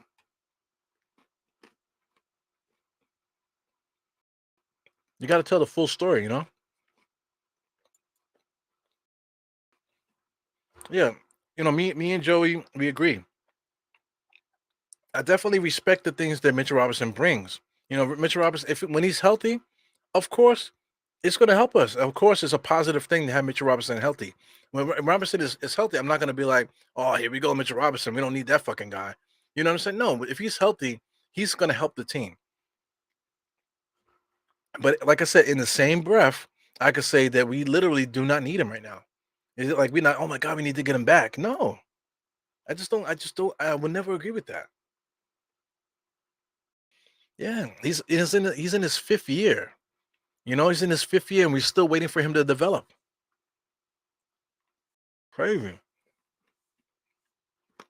Yeah, and he got paid, like you said. He got paid. It's crazy. He got paid, and we're still waiting for him to develop. Unbelievable. Yeah, Josh Hart is incredible. This is a good conversation, man. That we should start Hart in the backcourt with Brunson. That's what should happen. But at the same time, what Josh Hart brought off the bench definitely changed the game for us. That made us better. So I think at the moment we need Josh Hart to come off the bench right now because of what he's bringing, to our team. There goes R. Did you see RJ driving like a sucker with his sweet and low shoes? And here goes Rudy Gay, pulls up 3-point shot. He misses that. Hartenstein with the rebound. So what is the referees calling? They bringing it back? I don't know what happened there. Are they bringing it back?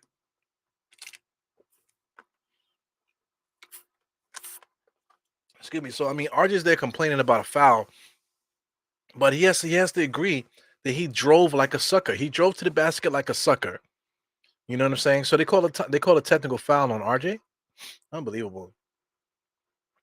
So look at RJ. Look at RJ driving. He took the contact, and then look at the shot that he put up. A sucker shot.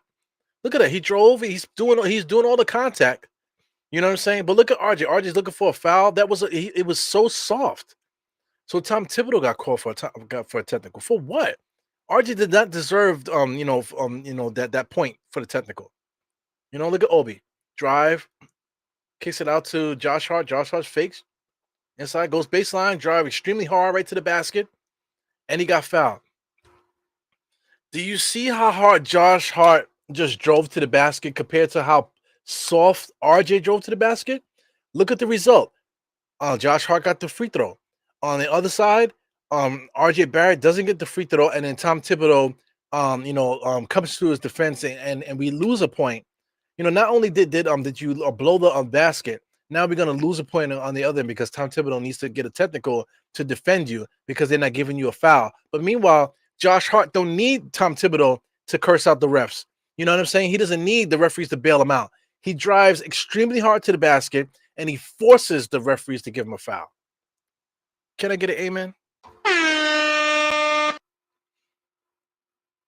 Mm-mm-mm. So anyway, we're in the fourth quarter now, man. 11:24 right now. Let me X this out to make sure that I'm synced properly. Excuse me, guys, with the snizzot. Sorry about that. Oh man, start hard. Look at this. We're getting there. We're getting there.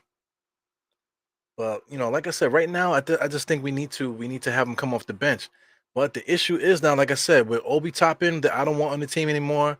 Who else? RJ right now, I don't want on the team anymore. So if we trade those guys and get somebody better, get somebody to improve, then maybe you could slide I Heart there, and then maybe Quentin Grimes come off the not I Heart, Josh Hart, Quentin Grimes come off the bench still to give what he gives, but then you still need that extra because we still need that bench support, you know.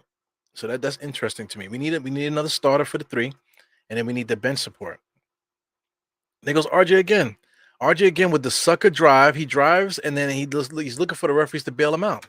Like if they could show that replay again for you guys to see how soft RJ drove. Look how he drove. Really soft. And then look at the layup there. The ball barely hit the backboard, fam. Like he barely had the strength to get the ball up over the backboard.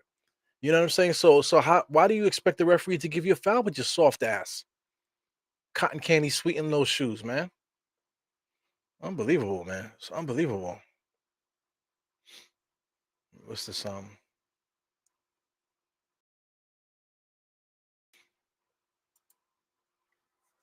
Yeah, man. And which we watching the same game, y'all. We are watching the same game. Here goes Kelly Olynyk. On Laurie. I said Kelly Olynyk. Laurie Marketing launches that. Here goes RJ looking. In and out, straight to the basket, looking to throw the alley oop to Hartenstein. You saw that coming a mile away. Obi Toppin driving to nowhere, gives it back to Hartenstein. Look at Josh Hart, drove right to the basket. Oh, and they call it offensive. But I appreciate it because Josh Hart is playing hard. Look at him making a comment to the refs, but still being engaged in the game without losing it. You know what I'm saying? Without losing it. Say what you need to say to the refs and keep it moving. You know? Look at RJ playing defense like he about to lock somebody out. Look, lost. Look at that. Look at that. We lost that defensive sequence there, and iHeart is going to get called for a foul because RJ it got his foot stuck in quicksand. You know, shout out to Clyde Frazier calling it out. You know, RJ's defense is atrocious, man.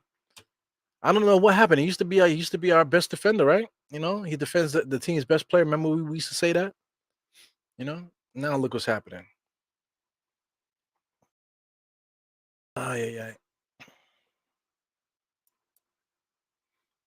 All the fake fans are crying over that we just got Hart. Yeah, I'm with you on that. Let me see what Amani's saying. He goes RJ again driving to the basket, looking for the foul there, still looking for a foul, crying for a foul. 93 to 88. Good finish though. You know, even though RJ is like finishing soft, he's still getting into the paint. You know what I'm saying? He's still getting into the paint.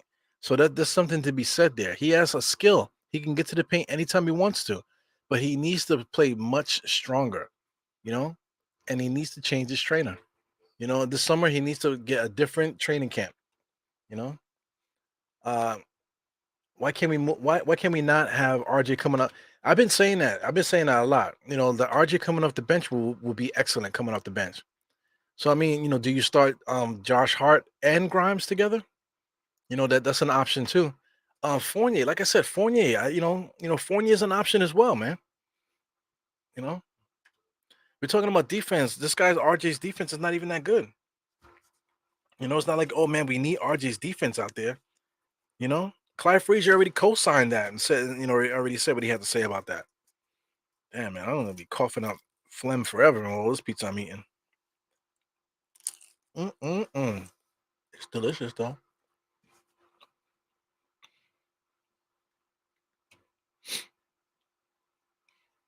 Oh, survey. What's good, survey? I don't know what happened with Almighty. I didn't see what happened with Almighty. Oh, you guys are talking about something? Yeah, I missed it. Anyway, carry on. Yo, Horton Tucker could play though. You know, he got 20 points. He actually could play. So this whole time, you guys didn't say nothing about the score, man. You know, I'm too busy running my mouth that the score is not on the screen. Nobody said nothing. So make sure this is queued up properly. So it's actually 93 to 88. Yep. 9 minutes and 58 seconds. Big time ball game, man. Knicks got to hold on. You know, we can't allow the Utah Jazz to come back and beat us at home. You know, we're at home, so we got to defend the house. He goes IQ, bringing the ball up the court, drives on Horton, gives it to RJ. RJ back to Hartenstein, back to IQ, comes around the screen, drives, goes down lane, kicks it out to Obi. There goes discount double check, just launches the 3-point shot off balance. Now here comes a layup because we blew that offensive possession, and there goes a layup. Unbelievable. One possession game, Knicks up by 3. IQ being guarded by Horton, just blows past him, comes in there, nice little floater. Oh, knocks it down. Big time play by IQ. IQ has gotten better by leaps and bounds this year. Sorry for eating while I'm doing a podcast, but hey, I don't have commercial breaks. Horton Tucker, he's running the offense there. Now he's being guarded by Obi. Step back 3-point shot, no good. He kicks it out to Jordan Clarkson, and iHeart gets the rebound. Here comes quickly, full head of steam, looking. Gives it to Obi. Back to Hartenstein, back to IQ. Comes across, looking. IQ's in the paint. IQ got to figure something out. Pass the ball, God damn it. Gives it to RJ. RJ with 8 seconds on the shot clock. Wow, look at Obi Toppin. Oh my God. Obi Toppin just pulled himself out the game because he's a fucking bitch. You know what I'm saying? He wanted the alley-oop so bad, and he was so upset that he didn't get it. You know what I'm saying? But listen, RJ blew that just now. He did. You know, but he's like so worried about the alley oop that he didn't get the alley oop. Stay in the game, fam. Stay in the game. You know, RJ still complaining about the fouls, man. Ay, ay, ay. Unbelievable. Yeah, I really don't like Obi Toppin, man. Obi Toppin, he just wants the alley oop over everything. You know, and like RJ's still complaining to the referees. You know, I'm just tired. I'm tired of it. He's complaining to the referees constantly. That's annoying. Stay in the game. Here goes Jordan Clarkson at the foul line. I didn't see Jordan Clarkson complain to the refs at all, not once this game, huh?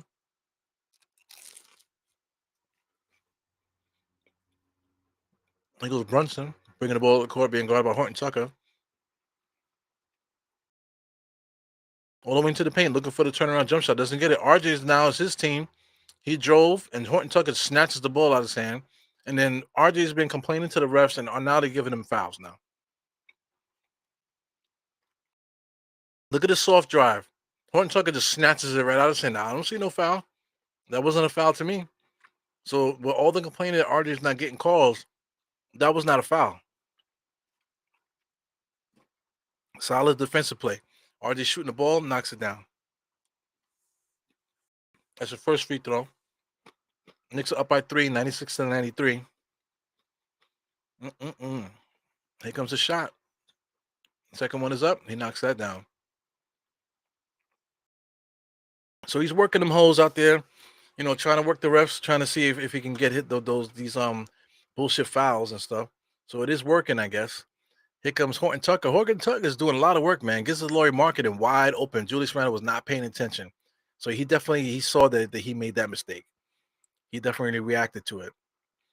So anyway, 97-96, big time ball game, man. Knicks got to stay engaged. Brunson all the way inside against Olenek, blocked by Laurie Marketing. So he's going to get a foul. You know, Brunson is the master of drawing fouls, man. So he draws the foul. So we're going to get some free throws. So this is what a real player does. Real basketball player does. Just gets the foul. I need to get a foul instead of arguing with the rest about not getting my fouls. I'm just going to get my foul shots. You know, I'm going to play hard. I'm going to get my foul shot.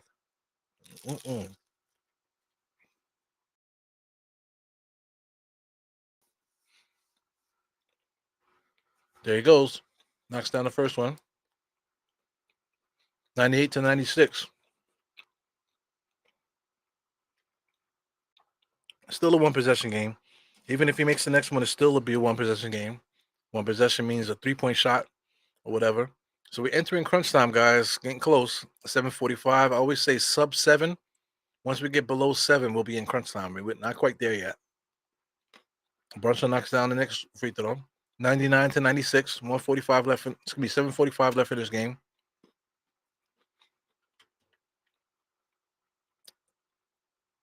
Wow. Laurie Marketing gets a wide open 3-point shot, knocks it down. So that ties it up. Sheesh. So listen, the big time players are doing big time player things, man. Laurie Marketing is playing excellent today. There goes Brunson and goes out point guard, walking up the court, being guarded by Laurie right now. So we got Julius Randle in a mismatch against number 30 there. He drives, pulls up, and he gets the foul. Doesn't get the shot though. So that foul that Julius Randle draws, where he gets the foul, and then he just launches a shot there. Sometimes he doesn't get the foul. You know what I'm saying? So you know he has to be very careful with that. You know, when it comes down to like the referees, you know, taking over the playoffs. You know, so if we're beating in the Bucks, if he does makes that move, you know, they might not call a foul because they want the Bucks to win. You feel me? So he needs to figure that out. So right now, the Knicks need to make their free throws right now, because right now it seems like it's coming down to that. Where the Knicks are not able to score, but they're getting to the line. So they've been making their free throws. That's why Utah hasn't really taken the lead yet. Second free throw is up. He makes that. Big time ball game, man. This is a fun game. I gotta say, this is a really good game. Utah usually plays us really well. So Utah, you know, tips hats off to Utah. You know, and Clarkson going at RJ, takes the bump and just pulls up and knocks it down. Big time basketball play there, Jordan Clarkson. Game's tied 1-1. 1-1 up. Brunson bringing the ball up the court. 22 seconds on the shot clock. Still dribbling, still dribbling. Crossover on 30. Spin move in the paint. Fakes, looks. This is the iHeart sidestep 3-point shot. Knocks it fucking down, baby. The focus. Look at the focus of Josh Hart. You see that he has a great sense of humor off the court, when he's giving interviews and stuff like that, very engaging and stuff like that. But on the court, the guy is a freaking monster. So look at Laurie Markkinen jumping up to try to dunk it there, but iHeart got caught in the mix there, and he got caught for the foul.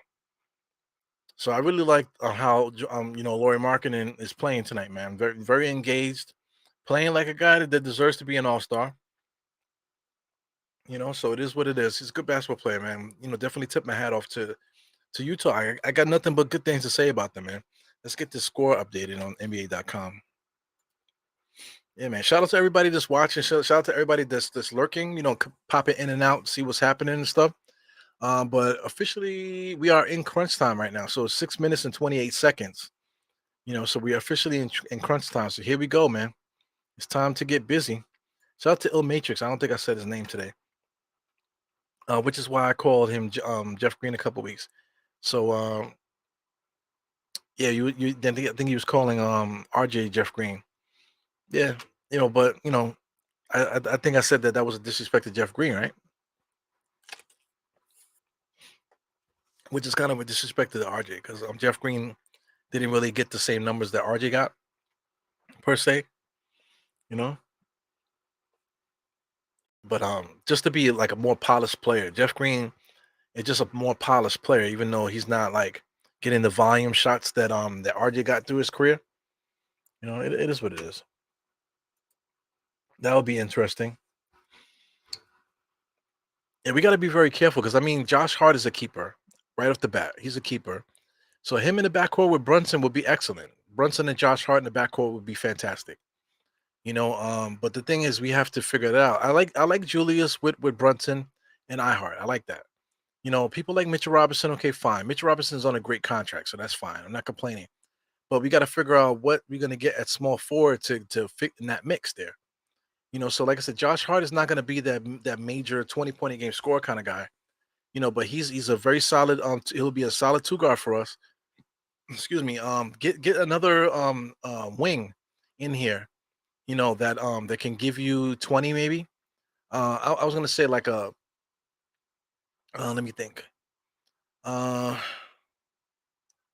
Let me think. There's got to be like a small, like say like a small forward. What's his name? I'm thinking. I keep thinking of Kelly Olynyk, but it's the dude that went to Charlotte. He's hurt right now, but somebody that can score from the 3-point from the three spot, shoot the three, run the court, athletic, score. If anybody could throw that, Kelly Oubre, yes, yeah, Kelly Oubre. If we got Kelly Oubre, to be with Julius, Kelly Oubre, Mitchell Robinson, you got Brunson, and then Josh Hart. That's a solid starting lineup there. No superstar to be found, but still, that is a very solid starting lineup because Kelly Oubre can shoot that three. You know what I'm saying? He's a black hole sometimes, but at least we know that that shot is going up when he gets it. But him playing with Julius and also Brunson and also Josh Hart with Mitchell Robinson, I think that would be a very solid starting lineup. And then a team like Charlotte, they'll be more inclined to make that move if they can get something in of value in return. So that's something to think about. Something like that. That'll be kind of cool. But like I said, that wouldn't be the last thing that we do because we still need to improve on the team still, even though we solidify the starting lineup like that.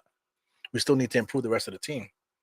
Ow, my booty. It was Brunson being guarded by Marketing. So we're trying to get the mismatch here with Ochi. So Julius hasn't really been able to take advantage of that. So he drives and pulls it up. But look at Ihar attacking the rim there. You want to talk about offensive juggernaut, offensive rebounding juggernaut? Mitchell Robinson is good, but Ihart is just as good on the offensive boards. Holla if you hear me. Horton Tucker gives it to Marketing. Marketing is focused, man. Driving on Julius. Spin move, pulls up. Wow, knocks that down. Man, this is a really good basketball game. 5 minutes and 44 seconds. Brunson is bringing the ball to the court. Somebody's texting me. Stop texting me. Stop calling me. Because Brunson pulls up. He knocks it down. What a good basketball game. This is like an instant classic here. 108 to 105, 5 minutes and 30 seconds left in this game. Man, Horton Tucker. Horton Tucker's been running the offense, man. Joe's all the way to the basket right against iHeart. No foul called. But Horton Tucker's been playing his ass off. You got to give him credit for that. They went away from Colin Sexton. I don't know if Colin Sexton got hurt or something, but they've been rocking with Horton Tucker and Clarkston on their side. Here goes Brunson driving against Uchi. Uchi. Posting up Uchi. Brunson pulls up, gives it to RJ. RJ comes around. Oh man, the Knicks are dead here. RJ needs to get the shot up. Gets it up. Got the foul call there. So look, is he complaining still? It's like he complaining, oh, you didn't call the foul quick enough. Yeah, but anyway, RJ getting to the basket there was perfect. He can get to the basket. That's one thing RJ can do. So right now he needs to make his free throws. Right now it's going to come down to that. Right now he's 5 for 13, 5 for 6 from the free throw line. He's got to make his free throws. He cannot miss anything right now. The Knicks really need every point that we can get. And right on cue, he misses the first one. So 108 to 107. Put the teeth back in your mouth, RJ. As Colin Sexton comes back in the game with 5 minutes, we got 4:54. Colin Sexton is back in the game. So Ochi comes out for Colin. So I mean, Utah just added some more firepower to their lineup there. So they look like they're probably going to keep this squad together. Horton Tucker is running the offense. You got Sexton on the left-hand corner there. We got Clarkson on the other, Laurie, and we got Kessler out there. Josh Hart looks like he's going to be a closer for us today, guarding Jordan Clarkson, playing really good defense, man. Making him work there. Good defense. He still made the shot, though. Wow. Big time shot there by Clarkson with excellent defense by Josh Hart, man. 109 to 109, 4 minutes and 25 seconds, man. Here goes Brunson. Skippity pop, step back 3-point shot. Bad shot, but he makes it, man. What a basketball game, man. What a basketball game. 112 to 109, man. Let's win this game, guys. Woo! Here goes Colin Sexton, gives it to Laurie Markin, a nice pull-up jump shot. He misses that. Hartenstein with the rebound. Here goes Julius, dribbling up the court there. Almost traveled. Come on, guy. Here he goes posting up. Colin Sexton's looking for help. Knicks got to find an open man. Julius ran on the inside. Good defense there by wow, look at Josh Hart with glue on his hands, gets the rebound. Yes, man. Look at the glue on Josh Hart. Yes, RJ hit the three, but RJ would not have gotten the three if Josh Hart did not have glue on his fingers. How did he get that rebound? Right in the mix in there fighting and just snatched the rebound, but still had the will about it to get the ball into the court. Look at this. Okay, shot is up. Let's keep an eye on Josh Hart. Let's see if they show it. He needs to explain that. So they're only going to show the shot, but they're not going to show how he got the shot, right? Man, Josh Hart is invaluable, man. What a freaking pickup by the Knicks to get Josh Hart, man. Excellent basketball player, man. Excellent pickup for the Knicks there. Big time rebound by Josh Hart. Offensive rebound, I must add, and kicks it out to the corner right on cue to RJ to hit the clutch jump shot, which RJ does have the clutch gene. Like I said, I can talk shit about a player and say bad things about them, but I also could acknowledge the good things at the same time. I could be talking about I don't want RJ on the roster anymore, but I can still acknowledge the fact that he does bring certain things to the game. You know what I'm saying?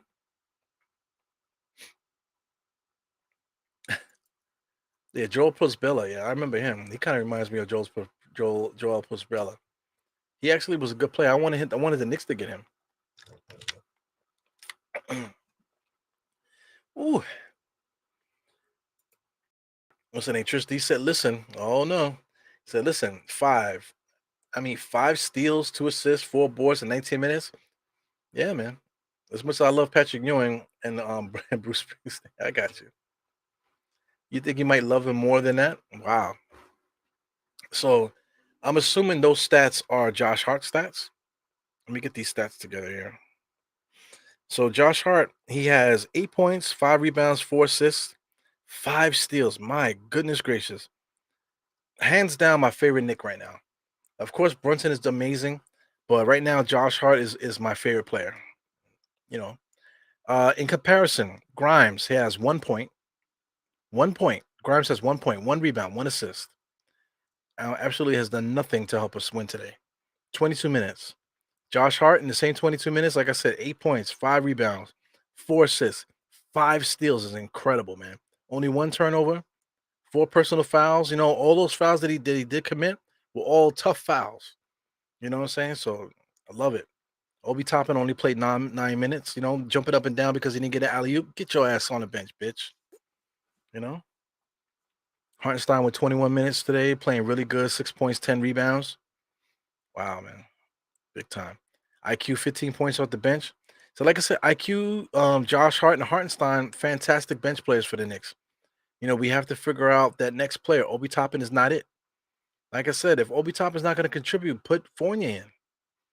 You know, Colin Sexton gives it to Horton Tucker, gives it over to Laurie. Laurie all the way to the basket, fadeaway jumps and kicks it over to Horton Tucker, wide open, and he misses it. Look at Josh Hart. Josh Hart drove into Clarkson to push him with his body. That's what got Josh Hart off of the rebound, and he was able to get the rebound because of his toughness there, Josh Hart. Unbelievable. Look at Brunson. Horrible layup attempt there. But RJ was able to get to the loose ball because of Josh Hart's aggressiveness. So I don't know what's taking the referee so long to call a jump ball. Excuse me. So I don't know what the outside ref called, but that was a jump ball, but it took them so long. It took the referee so long to make that call. So I mean the ball's on the floor. Look at RJ gets the ball, right? He's sliding, so he's protecting it. Look at Colin fighting. So Colin got the ball. And he's calling. Is like, when are you gonna look? When are you gonna call it? Sheesh. So it's gonna be a jump ball, man. Unbelievable. Unbelievable. Yeah, but listen, we need them all though, right? You know, hunger for more. Grimes does. You can see it. Grimes does look shook. Like, damn, this guy took my spot. You know what I'm saying? But listen, we need you, Grimes. We need you. You know, just because another guy came in here and played well, shouldn't take you off your square. That's the whole bottom line of my whole rant from earlier. You know, when I was going crazy, say, listen, you have to believe in yourself. You know, you have to show up and play. You know, Josh Hart is not worried about what Grimes is doing. Josh Hart is just taking care of what he can take care of in the moment. You know, taking care of his square. So Quentin Grimes needs to take care of his. You know what I'm saying? Shout out to Obi. Obi, listen, you got another guy came out here and it's gonna take your minutes now. Josh Hart came in and took more minutes from Obi. You know, whose fault is that? Is that Obi's fault, or is that the fact that the Josh Hart just took it because of Josh Hart is playing how he plays? Josh Hart is not playing to take minutes away from Obi. He's just playing. You know, so guys just gotta play. Grimes, Obi, they just have to play. You know, they have to play. You know, stop worrying about the next man. Damn. Stop worrying about the next man.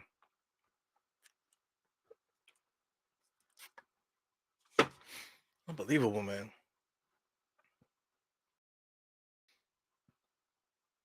Trish D. And when he looks at the film for like the 17 times, right? Look at Brunson drove in there trying to get the ball on the rim. I with another offensive rebound, right? And we need Mitchell Robinson back for what? Julius sidestep 3-point shot. He knocks it down. What a basketball game! What a basketball game, man! This is amazing. 108. It's gonna be 118 to 109. Knicks are up with 3 minutes left. We can't celebrate yet, man. We gotta secure the win because plenty of time in the NBA here. You know. We're talking about a 3-possession game, three pointers, and all of a sudden Utah will be back in this, man. But anyway, you know, Knicks are really playing their ass off. What an incredible game we're playing right now. Julius, nice little dribble, sidestep to make Kessler step off him and pulls up for 3, knocks it down. Wow. Wow, man. Big time basketball game. Yeah. Hasn't even practiced with the squad yet. Look at this. Horton Tucker's really been playing well, man. Kick it out to Laurie Markkinen. Laurie Markkinen is going to look to drive. Step back. Wow. Big time step back. And he knocked it down. Unbelievable.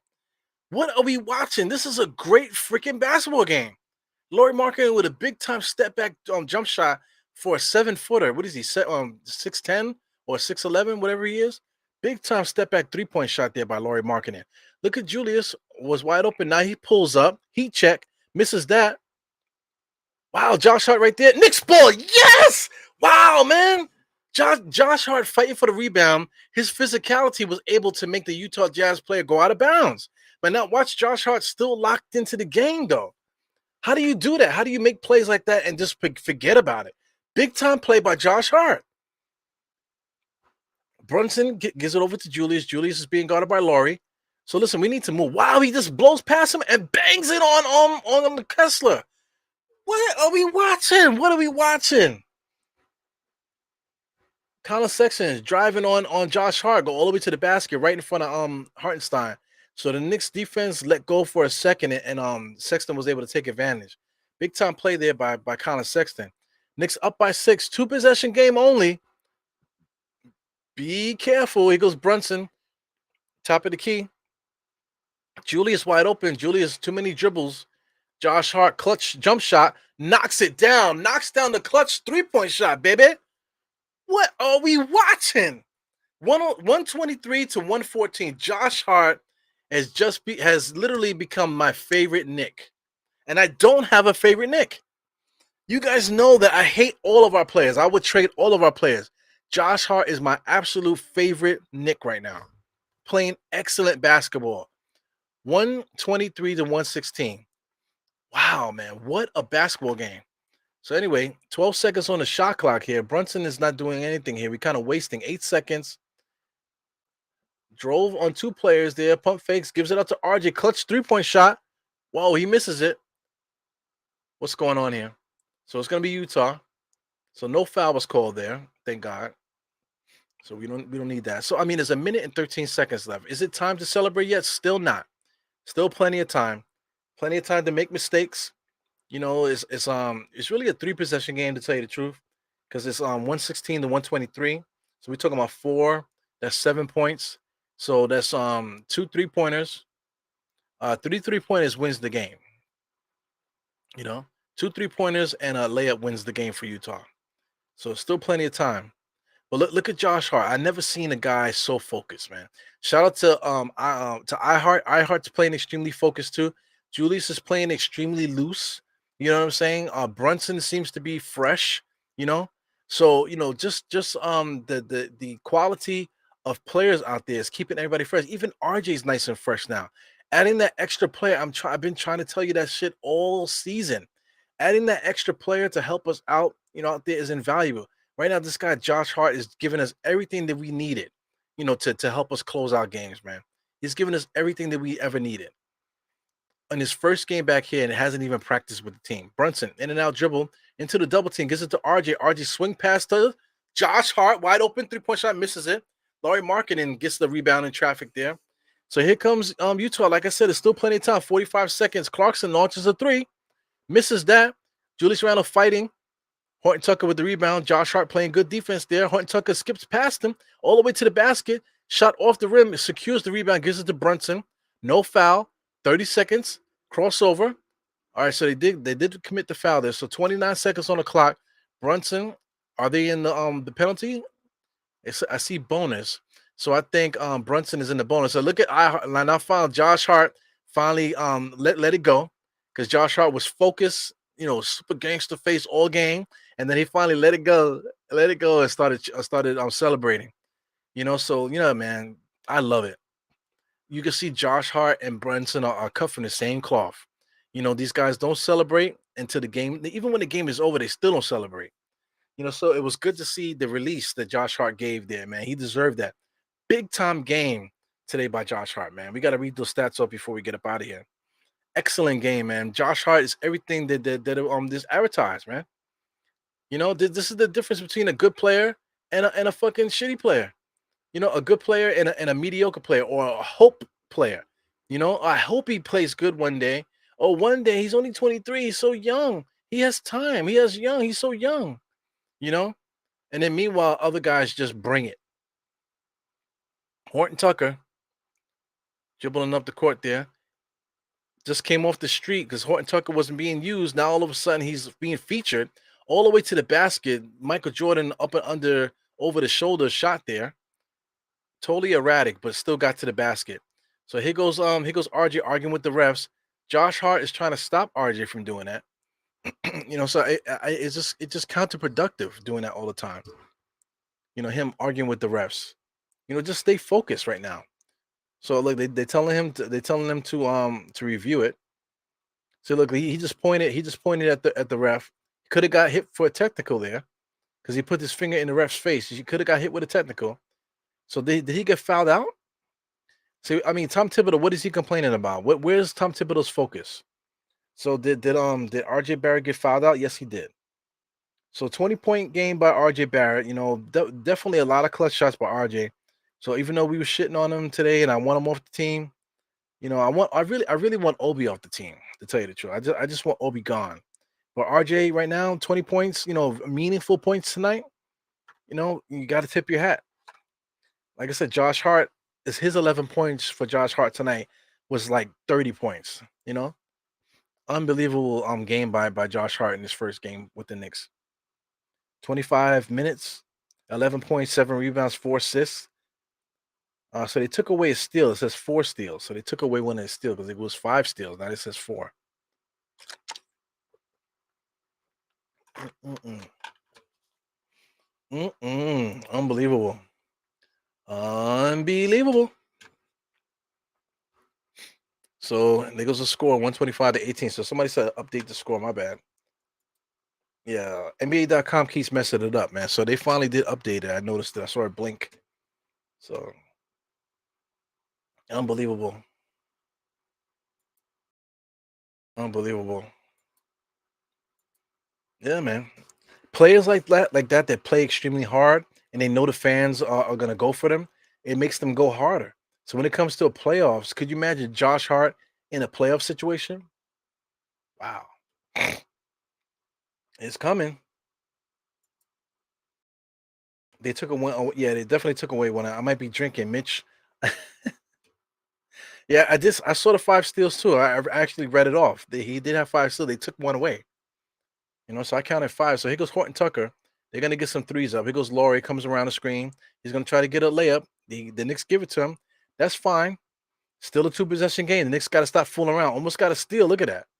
Knicks got to stop fooling around. But anyway, Utah is conceding. So Utah is conceding. Now look at the Knicks. You see the Utah and the Knicks. They didn't fight amongst each other. A lot of sportsmanship. Guys make sure to give each other pounds. Look at this. Good sportsmanship. Out there. So I really appreciate that. These guys definitely played their hearts out. You know what I'm saying? But they got to give respect to each other. Giving each other a good sweat out there. Definitely good having Utah, good hosting Utah here in MSG. We got the win, but like I said, tip your hat to Utah for giving us an excellent game. This was a fantastic game, man. Let's refresh the score so we could get the final on there. So yeah, so the final score is 126-120. Big time basketball game here in MSG. All of our Knicks played well. The story of the game is Josh Hart, man.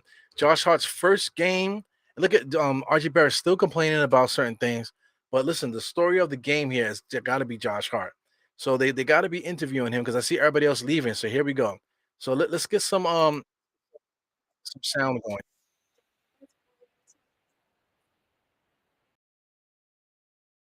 Hopefully you guys can hear it.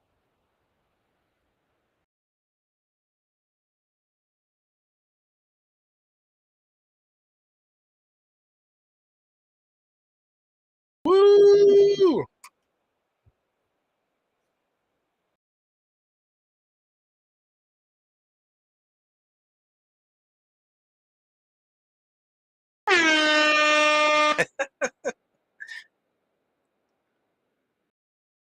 Hopefully you guys can hear it.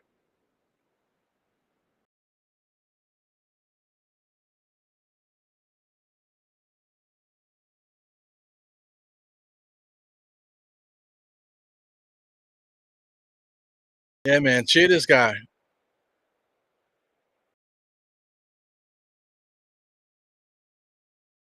I love it, man. A player like this, man, that loves the game and plays so hard, to get the appreciation from the crowd, man. What a dream.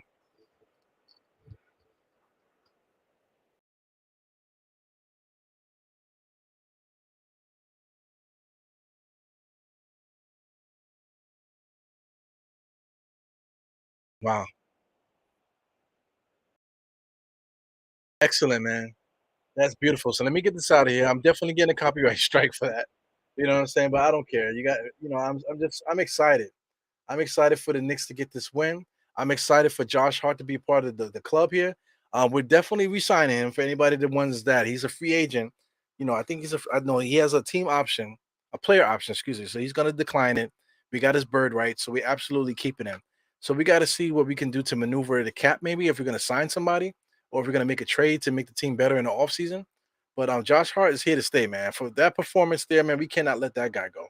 So he's definitely going to be a key piece to the Knicks making the next, next championship run, man. So listen, we got Brunson here, we got Julius here. We got certain guys here. If we end up keeping RJ fine, my thing is the team needs to get better. Uh, you know, man, so many different variables that could happen out there. The Knicks have all their draft picks. We did trade. I think we traded the 2023 draft pick, but it's definitely has a whole bunch of restrictions on it and stuff. But anyway, we have a lot of draft picks still available to us that we can either draft players and trade them and stuff like that. So this is stuff that we're gonna be talking about all year. It's gonna stress us out. And then when the off season hits, we really, really gonna get crazy in depth in those conversations. But today is the Josh Hart experience. I mean, Josh Hart, is absolutely everything that we asked for as a Knicks player, man. He's like our spirit animal. The way that he played is the way that we want all of our players to play. IQ fits in that mold. Josh Hart fits in it. Grimes fits it. Julius fits it. Brunson fits it. iHeart fits it. When Mitchell Robinson has it going and he's locked in, he fits it. So we have quite a few players that really fit the mix of what we're trying to do as a club, as a franchise. So I think we're going in the right direction. Anybody that's wasting night in and night out to complain about shit all the time, and you're still crying about Cam Reddish and stuff like that, let's focus on what's happening on the squad because you're missing the ride. You're literally missing the ride because right now this might be tough for some people, but the next step you're not even going to see it coming because you did not appreciate this step. So listen, I really think that the Knicks are onto something, man. Between now, like I said, the off season and next season, when next season starts, I think we're gonna be onto something. I think we're gonna be somewhere. I wish that we could do it this year, but we're gonna be on pace to be there with the rest of them. Because I'll do this again because I did it the last game. I'm just gonna do something simple. I'm just gonna click not schedule. Let me go back. I'm just gonna do something really quick, guys, before we go. Where is it? So I got to minimize this, I believe. Let me see. There you go. So I just want to click standings, right? I did this the last game. I got to click standings simply, and then just roll it down. With Josh Hart, the way that we played tonight, the Celtics, Bucks, 76ers, Cleveland Cavaliers, the Nets are now going up there. I don't know what the Nets are going to do. I don't know if they're going to go down or not. The Miami Heat, the Hawks, the Wizards. You know what I'm saying? With Josh Hart, even though Josh Hart's not even a superstar, I think adding him to the team, all these teams need to be afraid of us. Because none of these guys are so much better than us. So when the playoffs happen, we could battle these guys. And then like I said, if we can get that extra help for our guys in the offseason now we can start talking about us getting into the upper echelon of the Eastern Conference. Hey, listen, we're right there, guys. Believe it. Stop saying, nah, man, we can't do that. We can't do that. Then you don't deserve it if we do it. So anyway, this is your boy Ebru. I'm out of here. Big time win, man. Like I said, salute to Utah for giving us such a great game today, man. Big time win in the Garden. I'm up out of here. You guys go out there and enjoy your favorite post game show. It's your boy Eru. Once again, thanks for tuning in, guys. Thanks everybody that always pops in here. Shout out to Brooklyn Butch. Who else is here at the end? Yeah, just put some of your comments here. See the smoking. My man is here. Smoking Knicks is here. Yeah, man. Yeah, so go out there, enjoy the rest of your night. Tune into some of your favorite post game shows, and I'll see you guys next time. The Knicks don't play. Let me see what before we get out of here. The Knicks are off tomorrow, and then we play on Monday. And then we got one more game before the All-Star break. So the next game we play Monday. Let's see who we play. We play the Nets on Monday, and then we play the Hawks on Wednesday, and then we go into the All-Star break. So we got the Nets and the Hawks, man. 2 games that are winnable. That Nets game, well, they're both going to be excellent. They're both going to be tough games. Not going to be easy. You know what I'm saying? But I'm going to try to get a pod in tomorrow. To really break down some thoughts that I have on brewing. So look out for that tomorrow. Maybe I'll do it midday. We'll see. We'll see what I get into tomorrow. But I'm going to try to get that pod out tomorrow. So tune in for that. But anyway, goodbye.